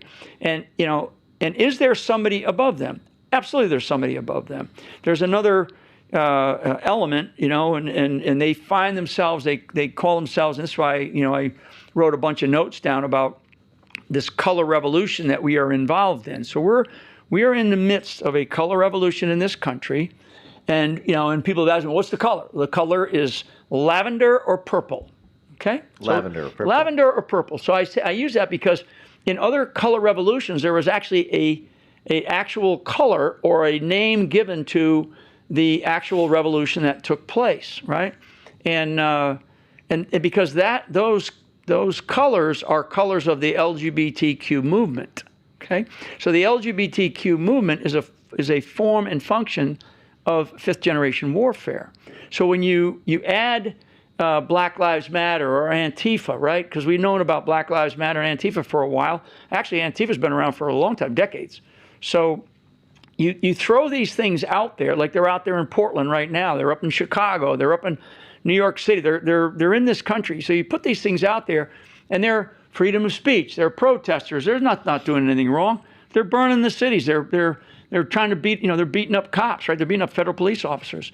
So there's a physical component of fifth generation warfare, but then there's also a psychological component of it. If you turn on any of the major networks, or the major networks being ABC, CBS, and NBC, or the cable news networks, to include one that supposedly tends to be conservative, they're not going to. They'll talk about these things as though they're like, well, these are just people out there protesting. No, I mean, I listened to a portion of some of the interaction between the Senate Judiciary Committee and Attorney General Pam Bondi early this morning when she was at her hearing. And it's like, I'm thinking to myself, where do these people come from? And the guy I'm thinking about was Durbin, who's a senator from Illinois. And I'm thinking, okay, you've got over 500 people in the city of Chicago that have been murdered this past year, and you're gonna complain that President Trump has a responsibility to preserve, protect, and defend the Constitution of the United States, and has a overall responsibility to provide the safety and security of the American people. And he's looking at it and he's going, oh my God, we can't have this murder rate that's going on right now. I mean, so fifth generation warfare. I'm going to keep going back to that because there's components that are physical, James, but then the majority of those components are in the world of gray. Okay. What does that mean? And in this world of gray being deception, being media manipulation, being covert operations, being running an operation like Russiagate that was based on a complete fabricated story and running it for years. And it takes a decade later. It's like Right. I've experienced this in my life that years later the truth comes out, and then we've all kind of moved on, and Right. it's a long time. So it goes back to the accountability question. But I guess I keep going back to this, and it's very dark. Mm-hmm. It's that the enemy. It says, against your enemies, foreign and domestic. The enemy is within. The enemy is within our own government. Right. Correct? Absolutely, within our own government. The infiltration of a socialist, communist element, as well as a radicalized Islamist element, like it or not, and people are going to go, they're going to lose their minds, and they're going to call me all kinds of names, and that's fine. I think people are but waking it's up real. to this. Oh, they're definitely waking up maybe to it. 15 years ago they would have called you names, but I'm not One- so sure One of right the now. things, I just use the example because it's a real example, and it happened not too long ago, a couple of years back, where during the era of COVID, there was a biology professor at Harvard who was arrested. I think he was arrested by the FBI because he got caught dead to rights working for the Chinese Communist Party. And he was getting like $40,000 a month or something like that. He was on their payroll, and he was a Harvard professor of biology during the era of COVID. So COVID was a psychological operation, but it also had very physical components to it, right? The jab.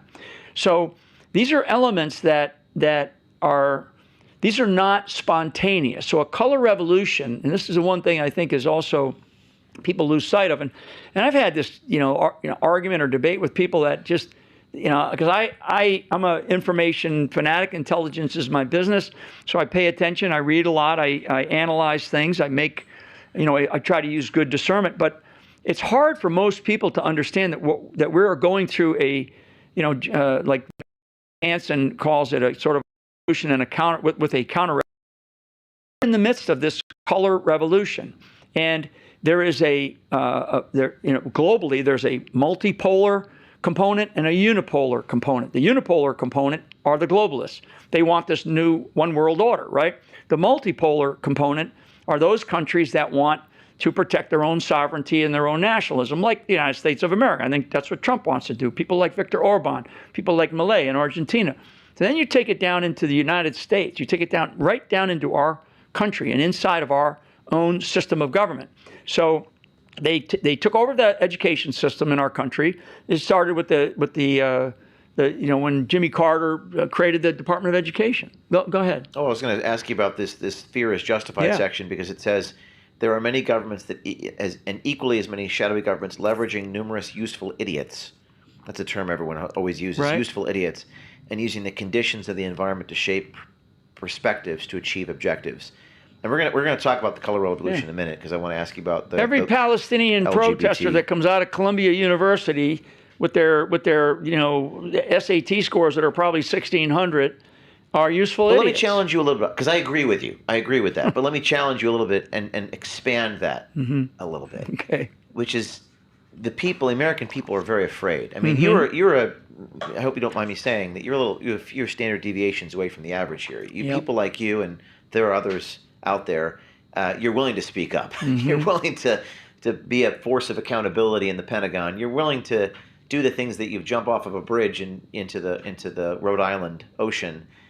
Most people aren't that way, and they're scared. They're terrified. They're frightened. Many of them are apathetic, which perhaps apathy is even worse than fear. Yeah. But what I'm trying to do is get to a solution, and we're trying to wake people up. The Charlie Kirk assassination happened 3 weeks ago. Maybe that's waking people up for a minute, but it seems like it's this irregular warfare is being used on good people. Yep. Who are terrified. It's being used, James, on grassroots organizations. It's being used on churches. I mean, look at what just broke here in the last, 72, 96 hours with the geofencing of churches, right?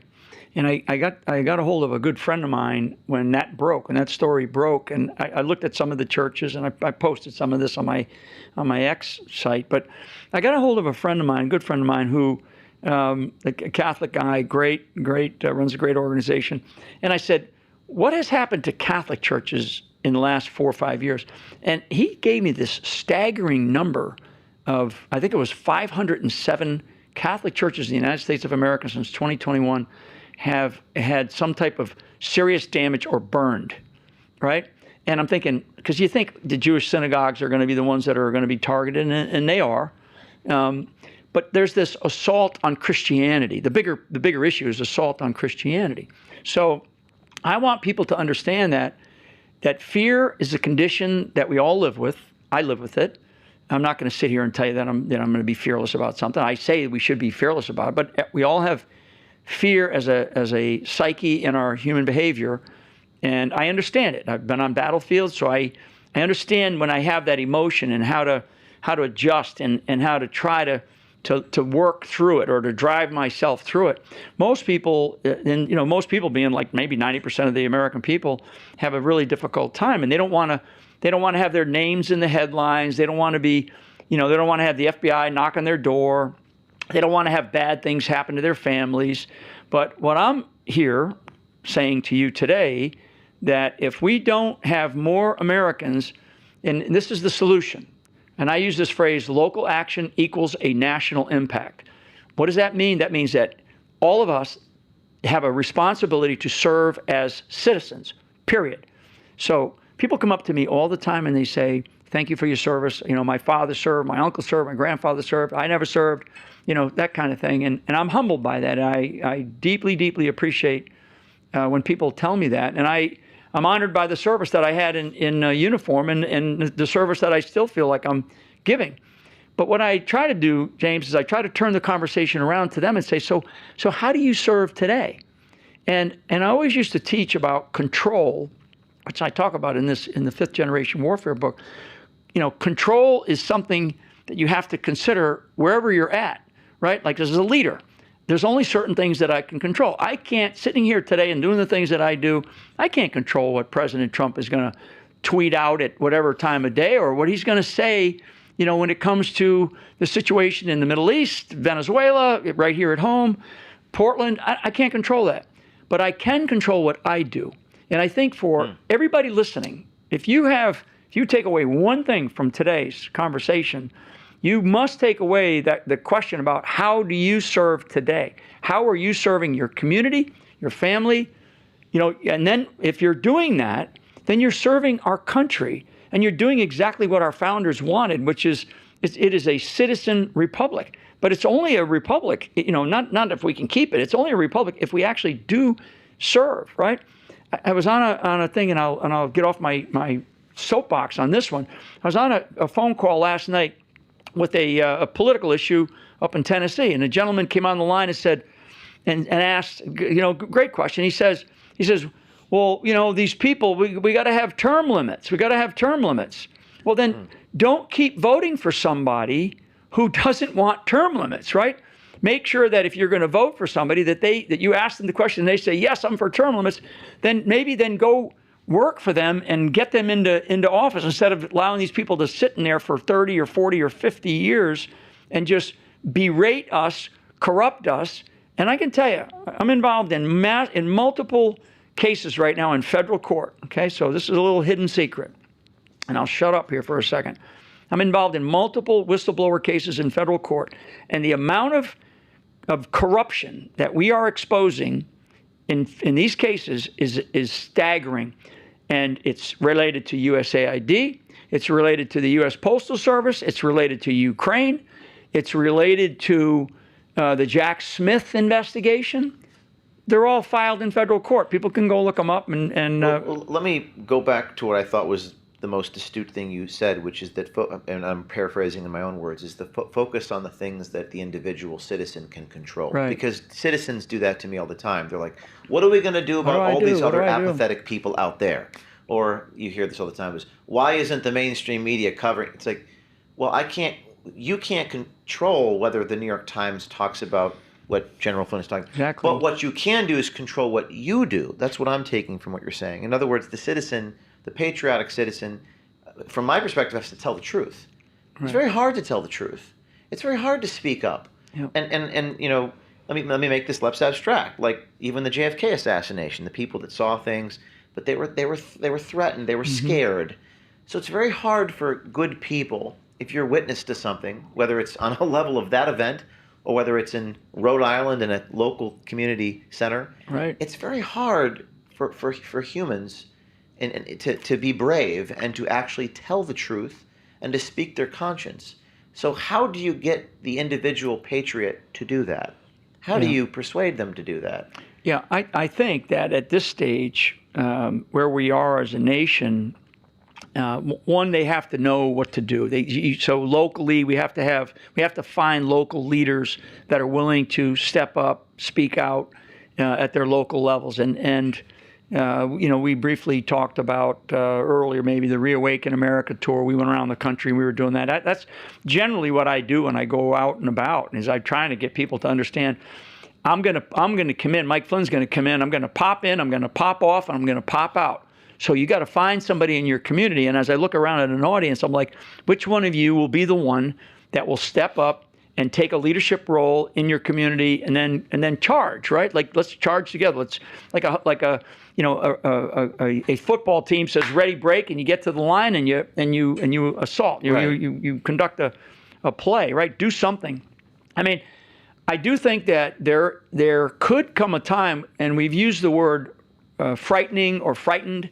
I do think that people are, in fact, frightened, and there is some of that today. And that's again, it's heartbreaking, because look at what we're about to have. We're about to have, a longtime director of the FBI, is going to be he's been indicted. I mean, he's going to go. We're going to learn more about these things. I mean, it is for the United States of America to be in the place that we're in. We cannot kid ourselves. We cannot kid ourselves. We're here. So now what is it that we do about it? I know, because I'm watching a special election today very closely. I mean, if it was a general election, if everybody could come out and vote that was actually registered to vote in this particular election for one district in the House of Representatives, you'd have over 1 million people that could vote, both sides, right? Mainly Democrats and Republicans. You could have over 1 million people. There's probably going to be, my guess, 40 to 50,000 that will show up to vote. That's for a member of Congress. And so, I don't know how else to tell you or to tell the American people how important it is to vote and exercise your vote, and then to challenge those who want to have our vote. To get my vote should be a privilege. It shouldn't just be some rote exercise, some rote drill that we go through and I just go check a box, and we keep putting in these corrupt individuals, because the majority of people in Congress, they're corrupt. Sorry, they're corrupt. There's very few of them that aren't compromised. But it takes two different types of courage to fight a war. The von Clausewitz, the physical courage, which is what you're familiar with and you have done, and people that you know have done, and then the moral courage. Someone inside the FBI who was against you or against me, to have the stones to speak up. I mean, that takes their life may be destroyed. It will be destroyed. More than likely, it will be destroyed. It will be destroyed. Yep. And I think, correct me if I'm wrong, is that what people in this country need to start doing, just speaking up and having their lives destroyed as a result? Yeah. Now, I will tell you that since Trump won, the number of whistleblowers has risen. So that's a very positive sign. So we do have people that are inside of the system that have spoken out. There are others that are still inside the system that don't want to, because what they're watching, and this message is really to somebody like General Bondi, Attorney General Bondi, or Kash Patel, or to the President of the United States if he's listening, right? Or if he listens to this clip. People won't speak out if they don't see people being held accountable for the crimes that they committed. There cannot be two systems of justice. There can only be one system of justice. And I understand that we're trying to follow the rule of law, which is fine, and I'm for that. But we have to have an equal system of justice. There cannot be, because you're from an elite social class of people, you're going to get away with something. I mean, there's just, and people are upset about that. I'm very aware. I mean, we work with 9 whistleblowers here at Citizen Journalism Foundation, and half of them have lost their jobs and pensions. Right. And it's tough because of the dynamic. It's not Trump. It's not the head of FEMA. It's the mid-level managers whose ego gets bruised because the truth teller or the nurse witnesses some fraud, and their boss fires them. But what are we up against in terms of this 5GW, fifth generation warfare? What are we up against in terms of brainwashing and psychological operations designed to mess with the minds of good people. Yeah. So don't. I want everybody to understand this and be very clear here that this is very real. This color revolution idea is not spontaneous. It's very well thought through. They have a doctrine or a manifesto, and there's different examples of that. They have it, and these have been in play for decades now, and certainly updated as they've gone along. So this mind manipulation, this.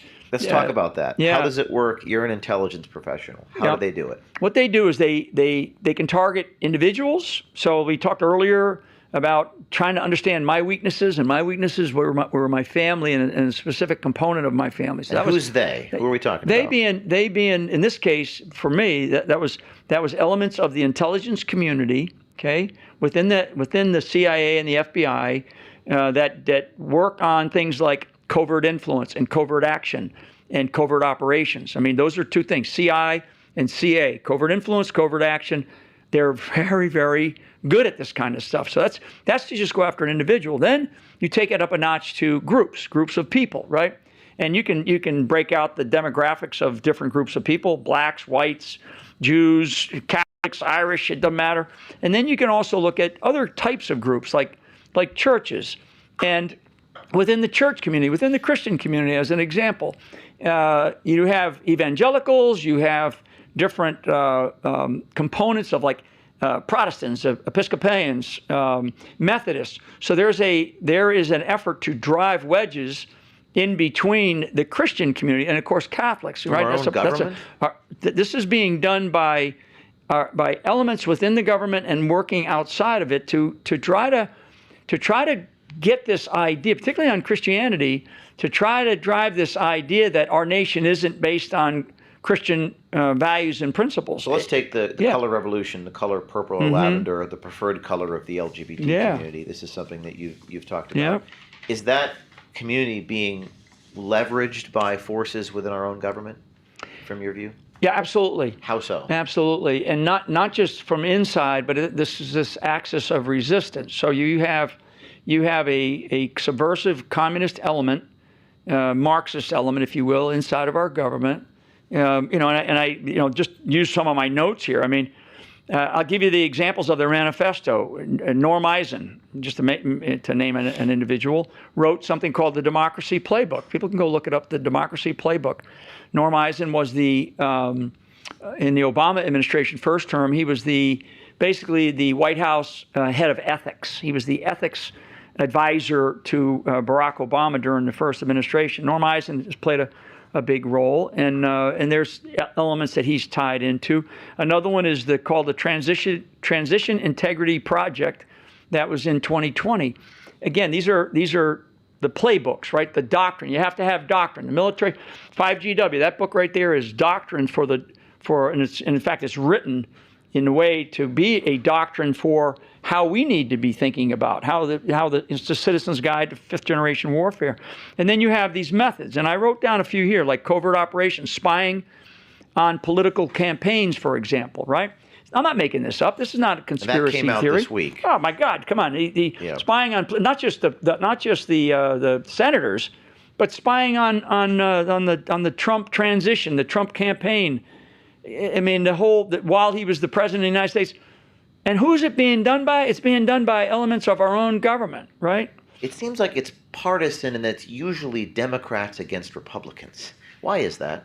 Yeah, because the Democrat, so for your audience, I am a former Democrat, right? I grew up as a Democrat. I grew up in a family of Democrats, JFK Democrats.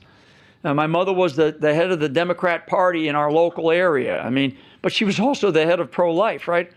And this was in the 60s and early 70s. And then, of course, we started to see, and then for me going in the military, I never really participated in politics because I saw myself having to play a different role. Like I never voted for President of the United States because they were my commander in chief. I don't want to say, well, I didn't vote for him. No, I worked for him. He was my commander, right? That's the Constitution. So we're facing a time where this is not about Democrat versus Republican, left versus right. This is actually a new direction that these people And these people are globalists, right? They are in our government. Obama is clearly one of them. There's other elements, all these other names that we've heard. Certainly people that are part of the globalist crowd, the World Economic Forum, the George Soroses of the world. Bill Gates made me sick to my stomach to see President Trump have Bill Gates sitting at the for lunch at the White House. I mean, was there as well. Zuckerberg. I mean, these people would have they would have been happy had Trump gone to prison. But are those people like around Trump recommending that those people get in there? You think? I think that there's definitely elements that are within the White House structure and definitely in the national security state that do that. I mean, I am the biggest champion for President Donald J. Trump. I've stood up for him and why aren't you in the administration? Well, I think that there's some blocking of that. I do believe that. I'm on one of these. I'm on the West Point Board of Visitors, which is I talked to the president about, and he and I have a great relationship. I think at this stage, I kind of like the role where I'm at because I feel like I can be much more of a voice. If I were in the administration, I don't think people would know where I stood because when you're inside, you have to stick with what the president, his policy and the narratives that they want to get out to the American people. I mean, I think most of them I'm aligned with. I think Stephen Miller is terrific. I think if you were just magically appointed as the director of the FBI, I wonder whether you could succeed. I wonder whether General Flynn could be successful as a director of one of these agencies when it seems from the audience's perspective and from my perspective as a journalist that these institutions are systemically corrupt. Yeah, they are systemically corrupt. So how do you succeed? So here's the difference. So not only a lifetime of experience, but when you are in leadership roles in bigger and bigger organizations. So I've led an organization that's 20,000 people. I've led an organization that's 7,000 people. I've led an organization that's 1,500 people. In a series of assignments, and a couple of those organizations were bureaucracies, right? And I've reformed one, and the reforms of one have stuck till to this day. Which one is so that? That's the DIA. So what I would tell people is that. I love these people that the president has appointed, and I am trying to help them in my own ways, publicly and privately. But when you are thrust into a job, and your experience has been not running large bureaucracies, maybe it's been running an office, right? An office of lawyers, maybe a prosecutor's office, which is like maybe, could be 10, could be 12, could be 20 people. It doesn't mean that you don't have the leadership skills. It just means that you don't have the experience. And it's not like becoming a CEO. So all these people that are running companies out there going, I've done that. This is not a company, okay? You're running a government apparatus and a government structure, which is totally different. And it's run by a different set of rules, policies, and law and regulation. So those are the things that I understand. That's why, to a degree, I can tell you there's members of the GOP that don't want me anywhere near this White House. So as a director of a large, I don't know how many people the FBI, was it 100,000? I don't know offhand how many people work there, but what are the sorts of things that one has to do in running a large bureaucracy to reform the systemic rot, in your view? Yeah, I think immediately you have to remove the outer layer. Okay, so for the outer layer, the outer layer is like in the FBI and the DOJ. I think the DOJ has like 93 U.S. attorneys around the country. Okay, and so there's an FBI SAC or ADIC, I think is what they call them. So a special agent in charge of the Pittsburgh field office, an assistant director in charge of Chicago, an assistant director in charge of Miami, Los Angeles, New York, Atlanta. So the ADICs are actually, they're deputy directors of the FBI. They're significant players. So you're talking about, let's just say 90 offices around the country, right? Mm-hmm. When you come into that office, especially now, it's not like 30 or 40 years ago when you came in and everybody was still pro-America, right? You come into an organization like Kash Patel, You got all those people that are in those jobs. They were hired by the previous team. Right. Remove them. Thank them for their service. Like, reach your hand out. What percentage do you think it is of personnel, approximately? I'm going to guess a little bit, and I'm going to lowball it. It's at least 50%. That's a lot of turnover.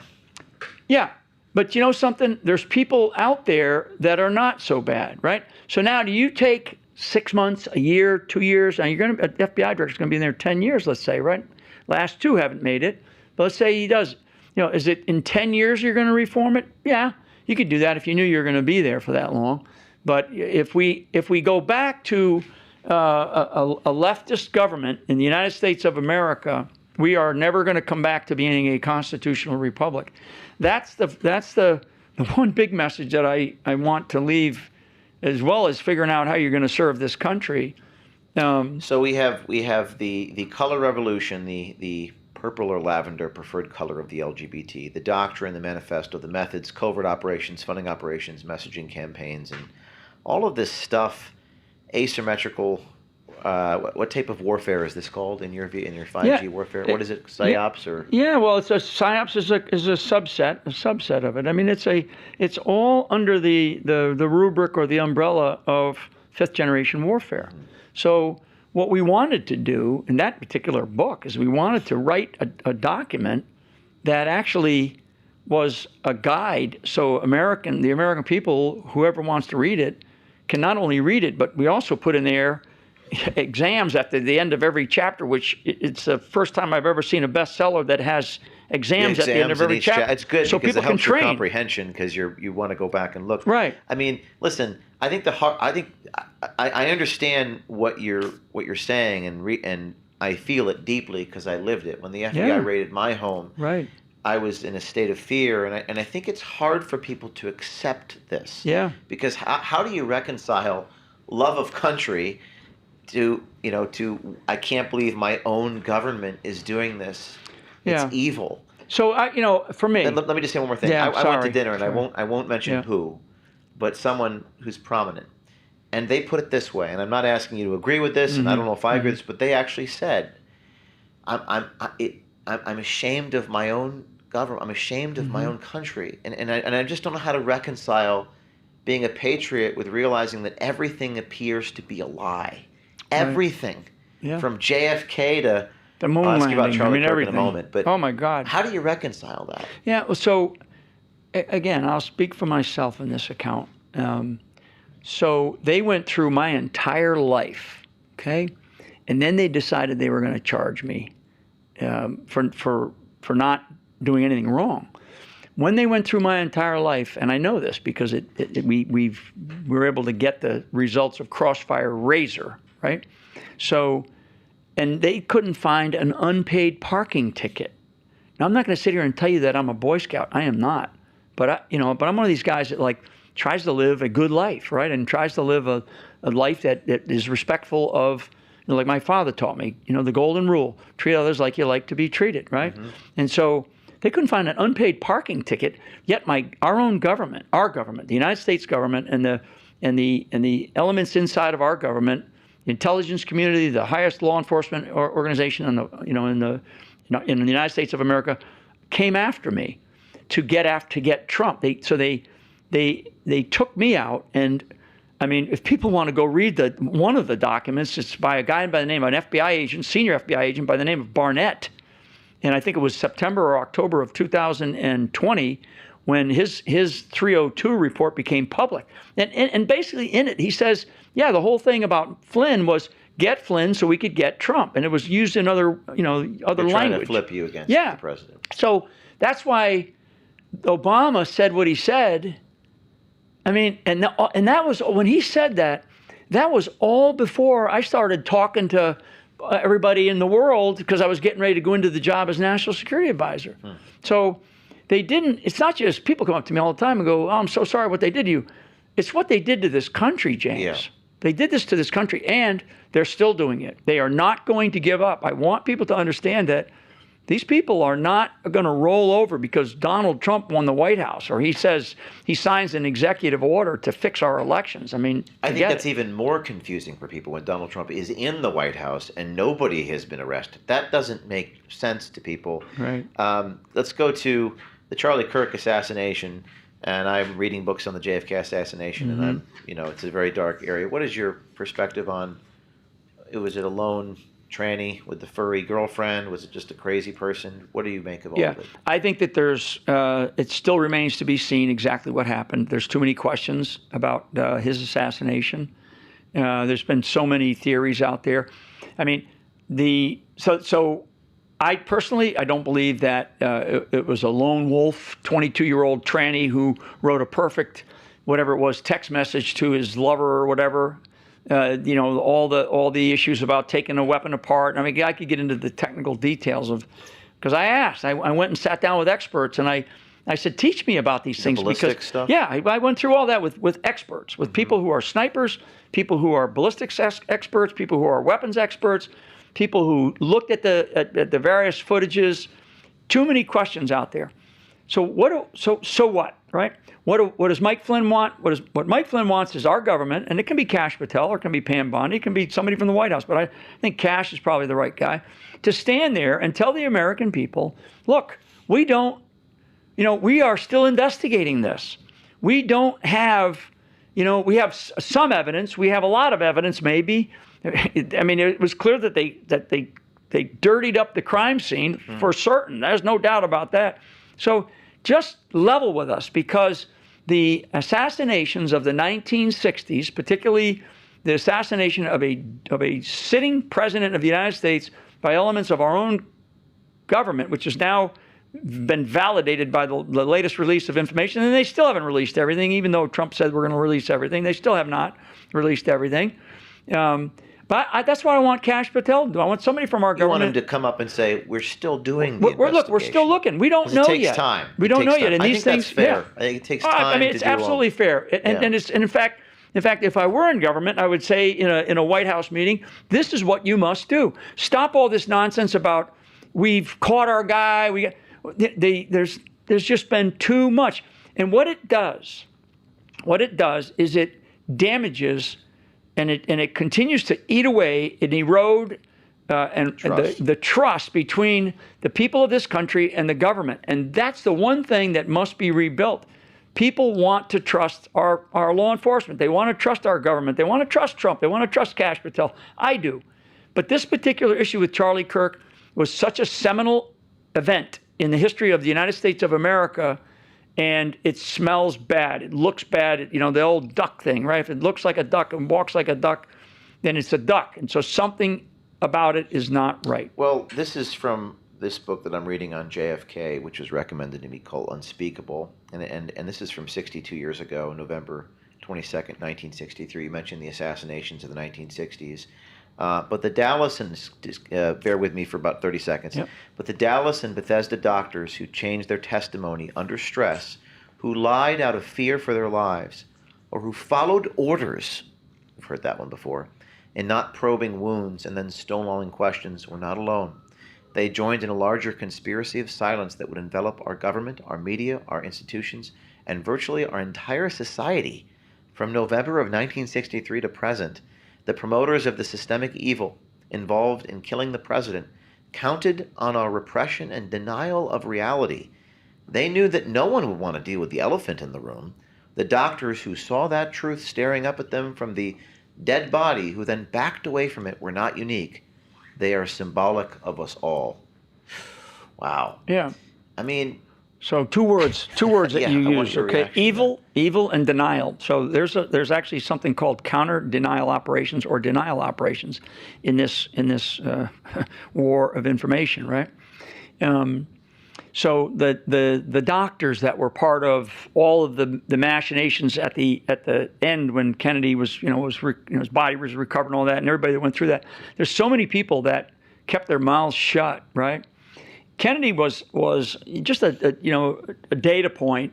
Kennedy and the CIA director at the time were at odds with each other. But when Kennedy was assassinated, they created this commission and to look into to investigate the Kennedy assassination.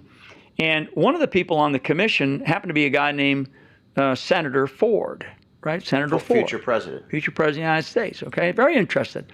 So the word or the phrase conspiracy theory was developed by the CIA out of the Kennedy assassination. So anybody that talked about the assassination at the time, and there were many that talked about it, they were using the media and their minions in the media, which they still have, to use the word conspiracy theory and call them a conspiracy theorist.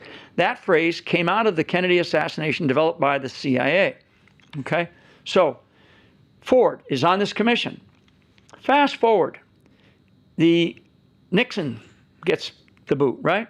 So Watergate, and what we're dealing with today is vastly much larger in scale than Watergate. So Nixon steps down, and Agnew at the time, Agnew was his vice president. Agnew had to step down, and they planned all this, very intentional. There's great books written about this. So Agnew had some New York thing that was like a weird type of activity that he was involved in, some type of fraudulent activity. And so he steps down. Nixon is the president, and all this is happening at Watergate. They all knew it was going to happen. So what does Nixon do? He's got to appoint a VP. He steps down. Ford comes in. And then Ford then has to appoint a vice president. Mm-hmm. So Ford is not elected by the United States of America. He's not elected. So the outcome of Watergate, which was directly related to this commission, okay, back to Kennedy's assassination. So it's like, who's manipulating this? Who is connecting all this shit, right? So you have Ford, who gets put into the presidency. Who does he bring in to be his vice president? Rockefeller, okay, out of New York. And so yet now have a president and a vice president because of Watergate, which is really, at the time, it was spying, right? Little tiny bit of spying at that time, which they were doing. Yeah, and the new stuff seems to it's like, oh my God, now that. we're using all this sophistication and media manipulation in a much different way. So this ebb and flow of corruption inside of our government, and you look at and you see these names that pop up over time, right? And you kind of go and you say, sitting here today with you, talking about the JFK assassination, or starting off with Charlie's assassination and murder, which is just so tragic, and you kind of go, wait a second, folks, America, and to our government, they're not going to get away with this. They're not going to get away with this anymore. How do you know that? Well, because the American people, as Victor Davis Hanson talks about this counter-revolution, we have decided. I think the majority of Americans have decided that we're just not going to do this anymore. We're not going to put up with this anymore. You mean we've decided that recently? Fairly recently. I think probably in the last year. Because the devil's advocate would say they did get away with the previous situation. Yeah, and they're still, to a degree, they're still getting away with some of it, because until we start to see real, true accountability, then maybe they will get away with it. But I think from an American citizen's perspective, and the sentiment that I feel from those that are American citizens out there in the country, they're kind of going, hey, when is this going to stop, right? And it will only stop, as I said earlier, if people decide to get involved in their communities. That's the only way it's going to stop. It starts with the individual. We do have some individual callers. Nick, are they ready? We have subscribers to OMG, and I think that's a good place to pivot. It starts with you and your community. I agree with you, and I just want to make a comment that I think it actually, on a personal level, I think it starts with the individual being willing to tell the truth. Right. Because people always say, James O'Keefe, what can I do? I almost sometimes feel, General Flynn, that people like to complain to make themselves feel like they're doing something. Right. But the action is to tell the truth. We have a caller on the line, Paul, and these are just audience people calling in who are our subscribers. They get to ask a question. Paul, are you there? Paul? No? We'll come back to Paul in a minute. But we have some subscriber questions written down. We'll try to get that. We'll try to get Paul on the air. But a couple of our subscribers did not want to call in live because it's a live show. They wrote me the question, so I'm going to. Oh, we have another caller? Go ahead. We have another Paul. There's two Pauls. Apostle Paul. Paul, are you there? Paul? Maybe it's the same Paul. Is he trying to call back, maybe? Maybe he's trying to call back. We don't hear Paul, keep so trying, Paul. Producer will keep trying, but in the meantime, as soon as he comes on the air, we'll let him speak up. In the meantime, I'm going to read you. We've got about 5 questions from our subscribers. Mm-hmm. This is kind of a lightning round, so we'll do about a minute per question. First question is from anonymous subscriber. General Flynn, what and when was the first instance that you knew that you were being railroaded? Can you think back to that moment? Yeah, I think that it was probably the summer of 2017, particularly when they really started to hone in on other aspects of my family, and I've talked about Michael already. So they really started to sort of try to drive a wedge between my son and I, and that was really. Then I knew that, wow, this is not good. And I became a target, not a subject of their investigation. And that was roughly, if I remember right, around the August of 2017 timeframe. 2017. It was a difficult time. General Flynn, what do you have to say to encourage disillusioned Army officers who resign due to the Biden vax mandate? I get these a lot. Yeah. I get thousands and thousands. Respectfully, Mary from Arizona. Mm-hmm, Mary. So thanks for that question. Actually, there's about 80,000 that were affected. 80,000 uniformed service military personnel. About 80,000 that were affected. The Department of Defense has done, or Department of War. I know Pete Hegseth's intent is to get this thing fixed. The services are not doing a good job right now of basically getting people that want to come back in to serve.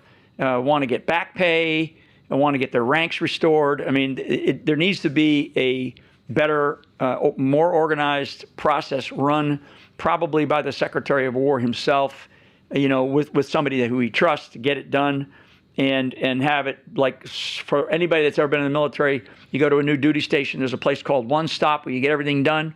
We need a kind of a one stop to get this issue resolved, because we can't have people on the streets of America that served in our armed forces out there with this kind of a lousy story, because what my responsibility is as I go around the country is to try to find people who want to serve our country in uniform, because it's a noble cause. So, Mary, don't give up. Don't give up. And I know that Secretary Hegseth's intent is to fix this problem, but he's running into headwinds just below him.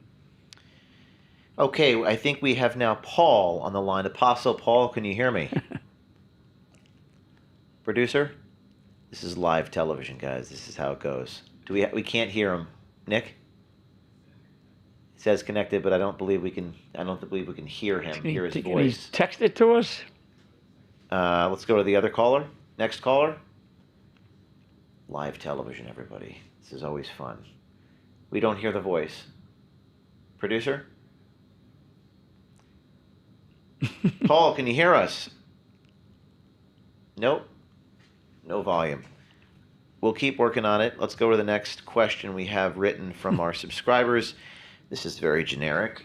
And I do have your letter to America. I've read all your books. Yeah. And you kind of lay out some of the values here just to set the context for the question we're about to get. Right.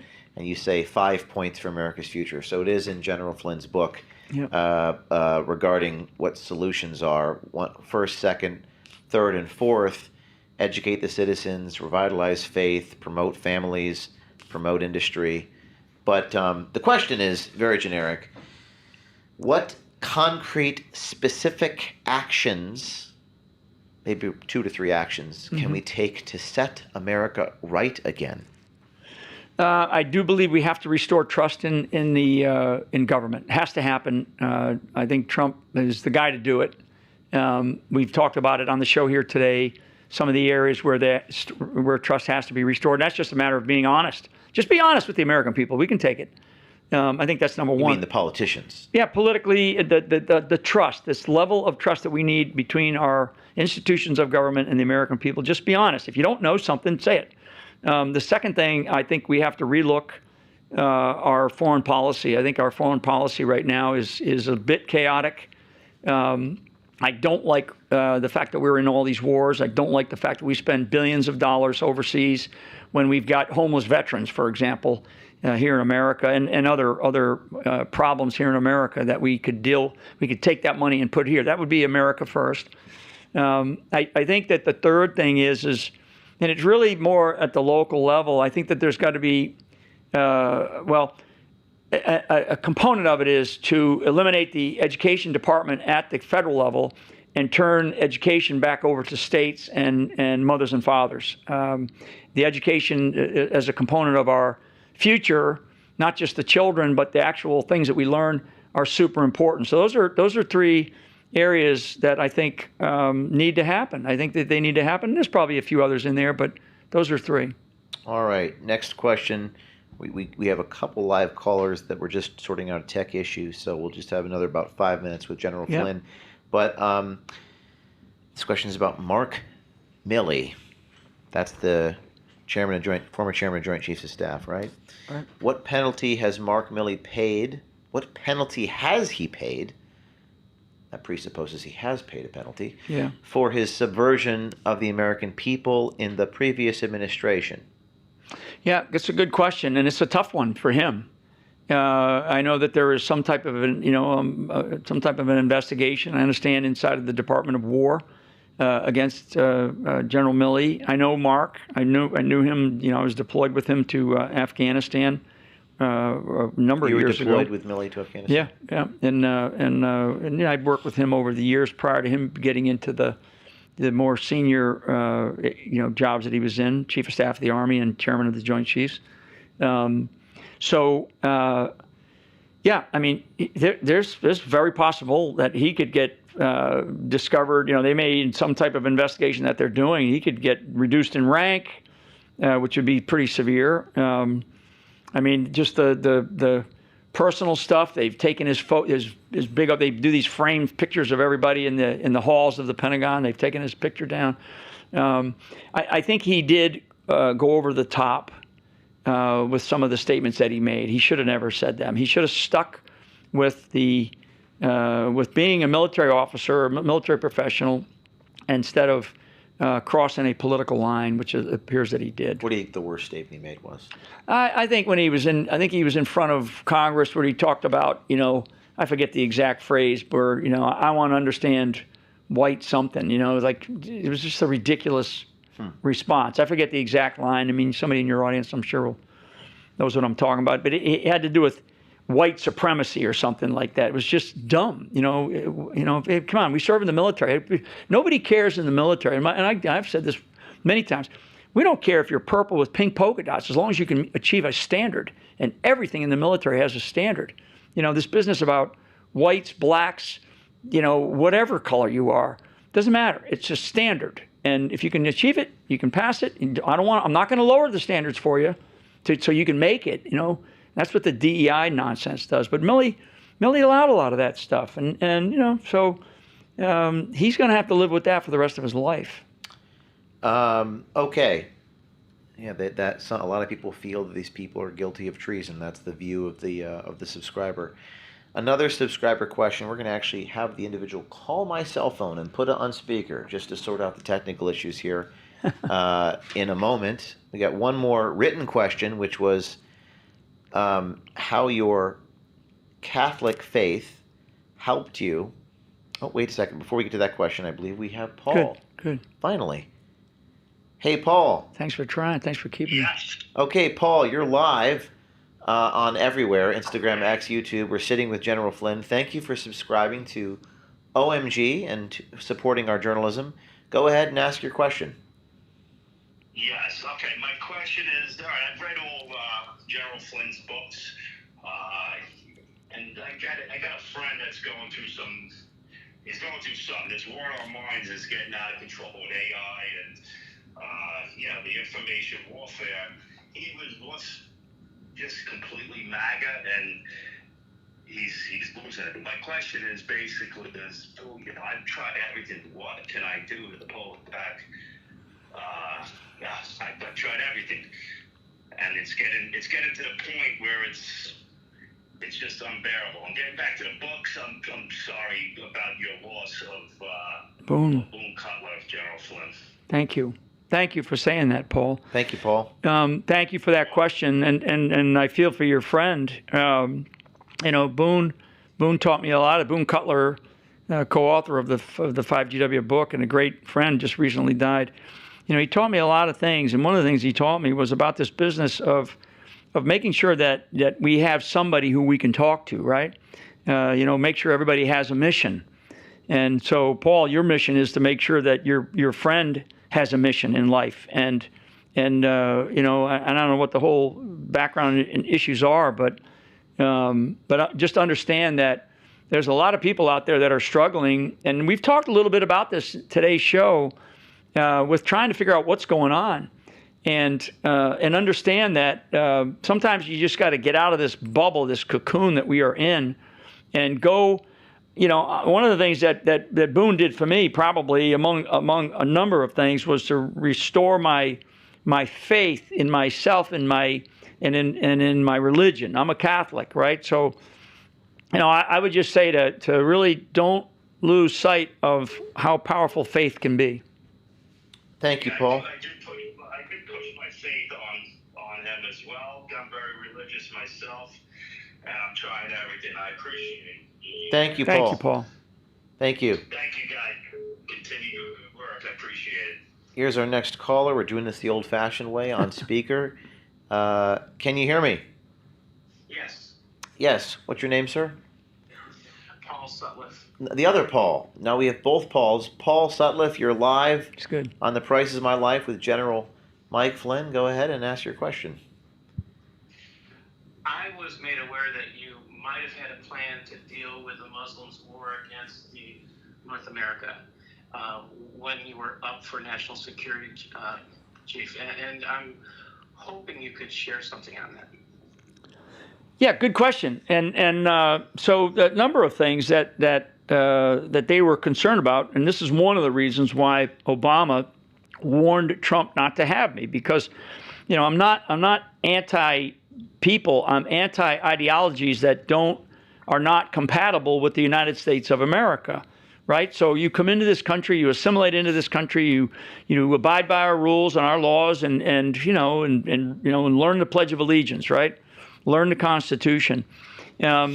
So I know, and when I was serving as the national security advisor, even though for a brief period of time, I did bring a certain couple of things in front of President Trump, and I'll leave it at that, just because it's, to this day. But it had to do with this issue.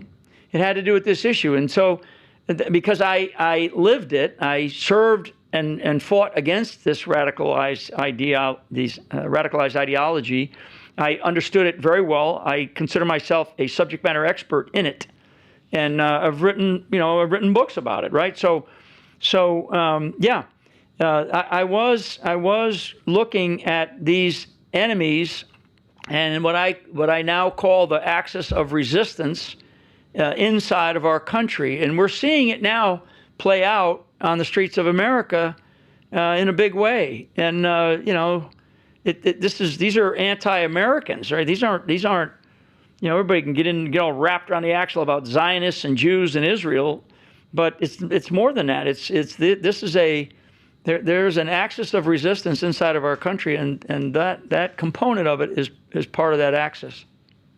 Thank you very much for the question, Paul. Appreciate it very much. Good. One more subscriber question, written question now. Unless we have any other callers, let me know. But I think this is the last question. Well, by the way, before I ask this question, I also read in your book, The Field of Flight. I think you wrote this in 2016, right? Yes. Yeah. Before all the stuff happened. Yeah. A leader is responsible for helping others see something in themselves and then helping them maximize their potential. You were talking about O'Connell? Mm-hmm. Tom O'Connell. Yeah. O'Connell. Right. And I think that's true. I think a leader is responsible. Yeah, he taught me that when he was my first battalion commander when I was in the 82nd Airborne Division. He's actually he's from another guy from Rhode Island, actually, from the hometown next door to mine. And he was a lieutenant colonel. I was a lieutenant. And he and I worked with each other over the years. And he's the one that taught me that early on. He said, that's one of your responsibilities, is to look at people, look at the soldiers that you got, people around you, and maximize their potential. Because you find somebody, and they join the military. I'll just use the military. You join the military, and you join as a truck driver, right? But you find out that you're a really good, engine repairman, or you're a really good, or you can fly a helicopter, right? I mean, sometimes you start something for one reason, and then you realize when you get into it, you go, wow, I'm actually pretty good at these other things. Well, then go for it. Find your passion in life and maximize that passion and bring it to life, right? Maximize your potential. And I think if I've done anything for people that I've worked around in my military career, was to try to do that for them as much as possible. That requires discernment, knowing what Big someone time. is Yeah, good big at. time. Yep. Okay. How about your faith? You're Catholic. Yep. How has your Catholic faith helped him? This is from the audience. Mm-hmm. And about General Flynn's honest thoughts on the Christians being divided over Christian denominations. Yeah, but there's a lot of that. There's a lot of division right now within the Christian Christian community, the various faiths within the Christian, component of religion. A lot of that, and some of it's intentional. It's actually being intentionally done. I mentioned the Methodists and the Episcopalian churches as an example. Their leadership. You kind of look at the leadership and you go, wait a second. If you believe in the Bible and you believe in these tenets and these doctrines, then how can you, it doesn't jibe. The Catholic faith in America, I have in my book, Field of Fight there, I actually, there's a part of it in there where I go after the Catholic Church, because the Catholic Church, for the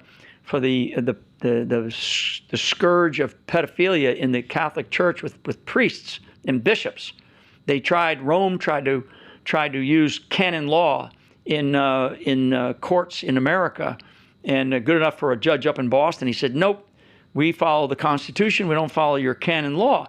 Well, for those that are listening and monitoring and watching closely, you have elements of another ideology, another faith in this country that are trying to use Sharia law, within cities in our country.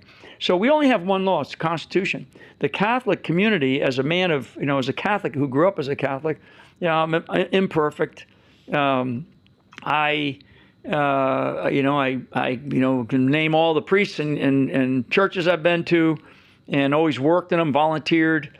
I do think that we have to be good to others. I'll repeat this. My father taught us to apply the golden rule, which is really a rule for everybody, but it's to treat others like you like to be treated. And I think that comes from our Catholic faith.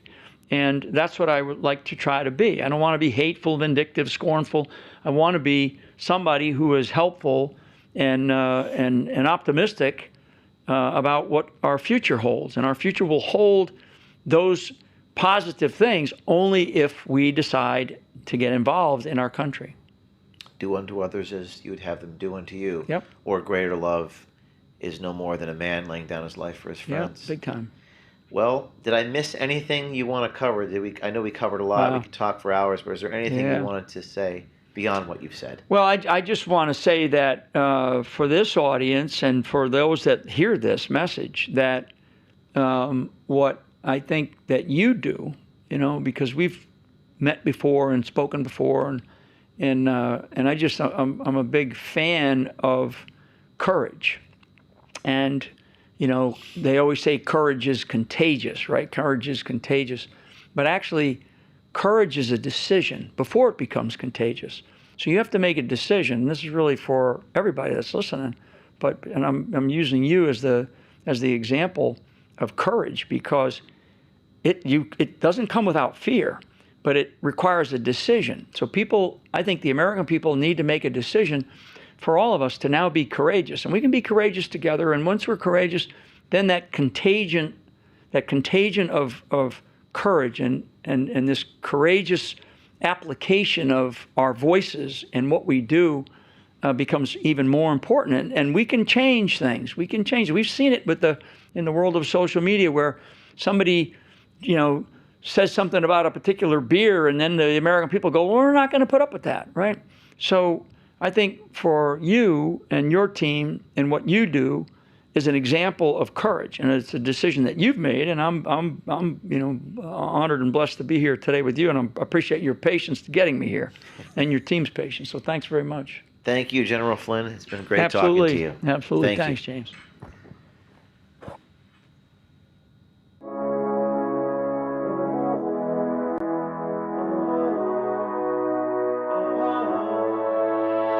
This morning, when I woke, I couldn't stop hearing teardrops on my ceiling, falling from the eyes of the beautiful angel I had slaughtered. Hold me, ignoring what you told me, only for a moment. Everything is fine and the beautiful golden path unfolding. Anger in response to my emotion, all the trauma left unopened. Throw it all away and fly inside, get high, good times I'm reeling from the raindrops on the ceiling. From your heart this is revealing. You wanna get away, you're bored into my What are you so feeling. afraid of? Isn't that what life is made of? When you think about all you gave up, when you think about all the glamour and the money that they sold you, when the raindrops hit your ceiling, will you see a human being? Will you open your eyes or avoid the things this is revealing? I survived what they sent to destroy me, resurrected like a biblical story. They thought that it was the old me, but it ain't the old me, it's the bold me. I survived what they sent to destroy me, resurrected like a biblical story. They thought that it was the old me, but it ain't the old me, it's the bold me. Yeah, I'm looking dangerous now. Yeah, they're looking anxious now. Yeah, look at their faces now. Yeah, how did they make it out? Yeah, I had to break it. I'm talking that family curse. Everyone said I wouldn't make it, spoiler alert. Man, what are you so afraid of? Isn't that what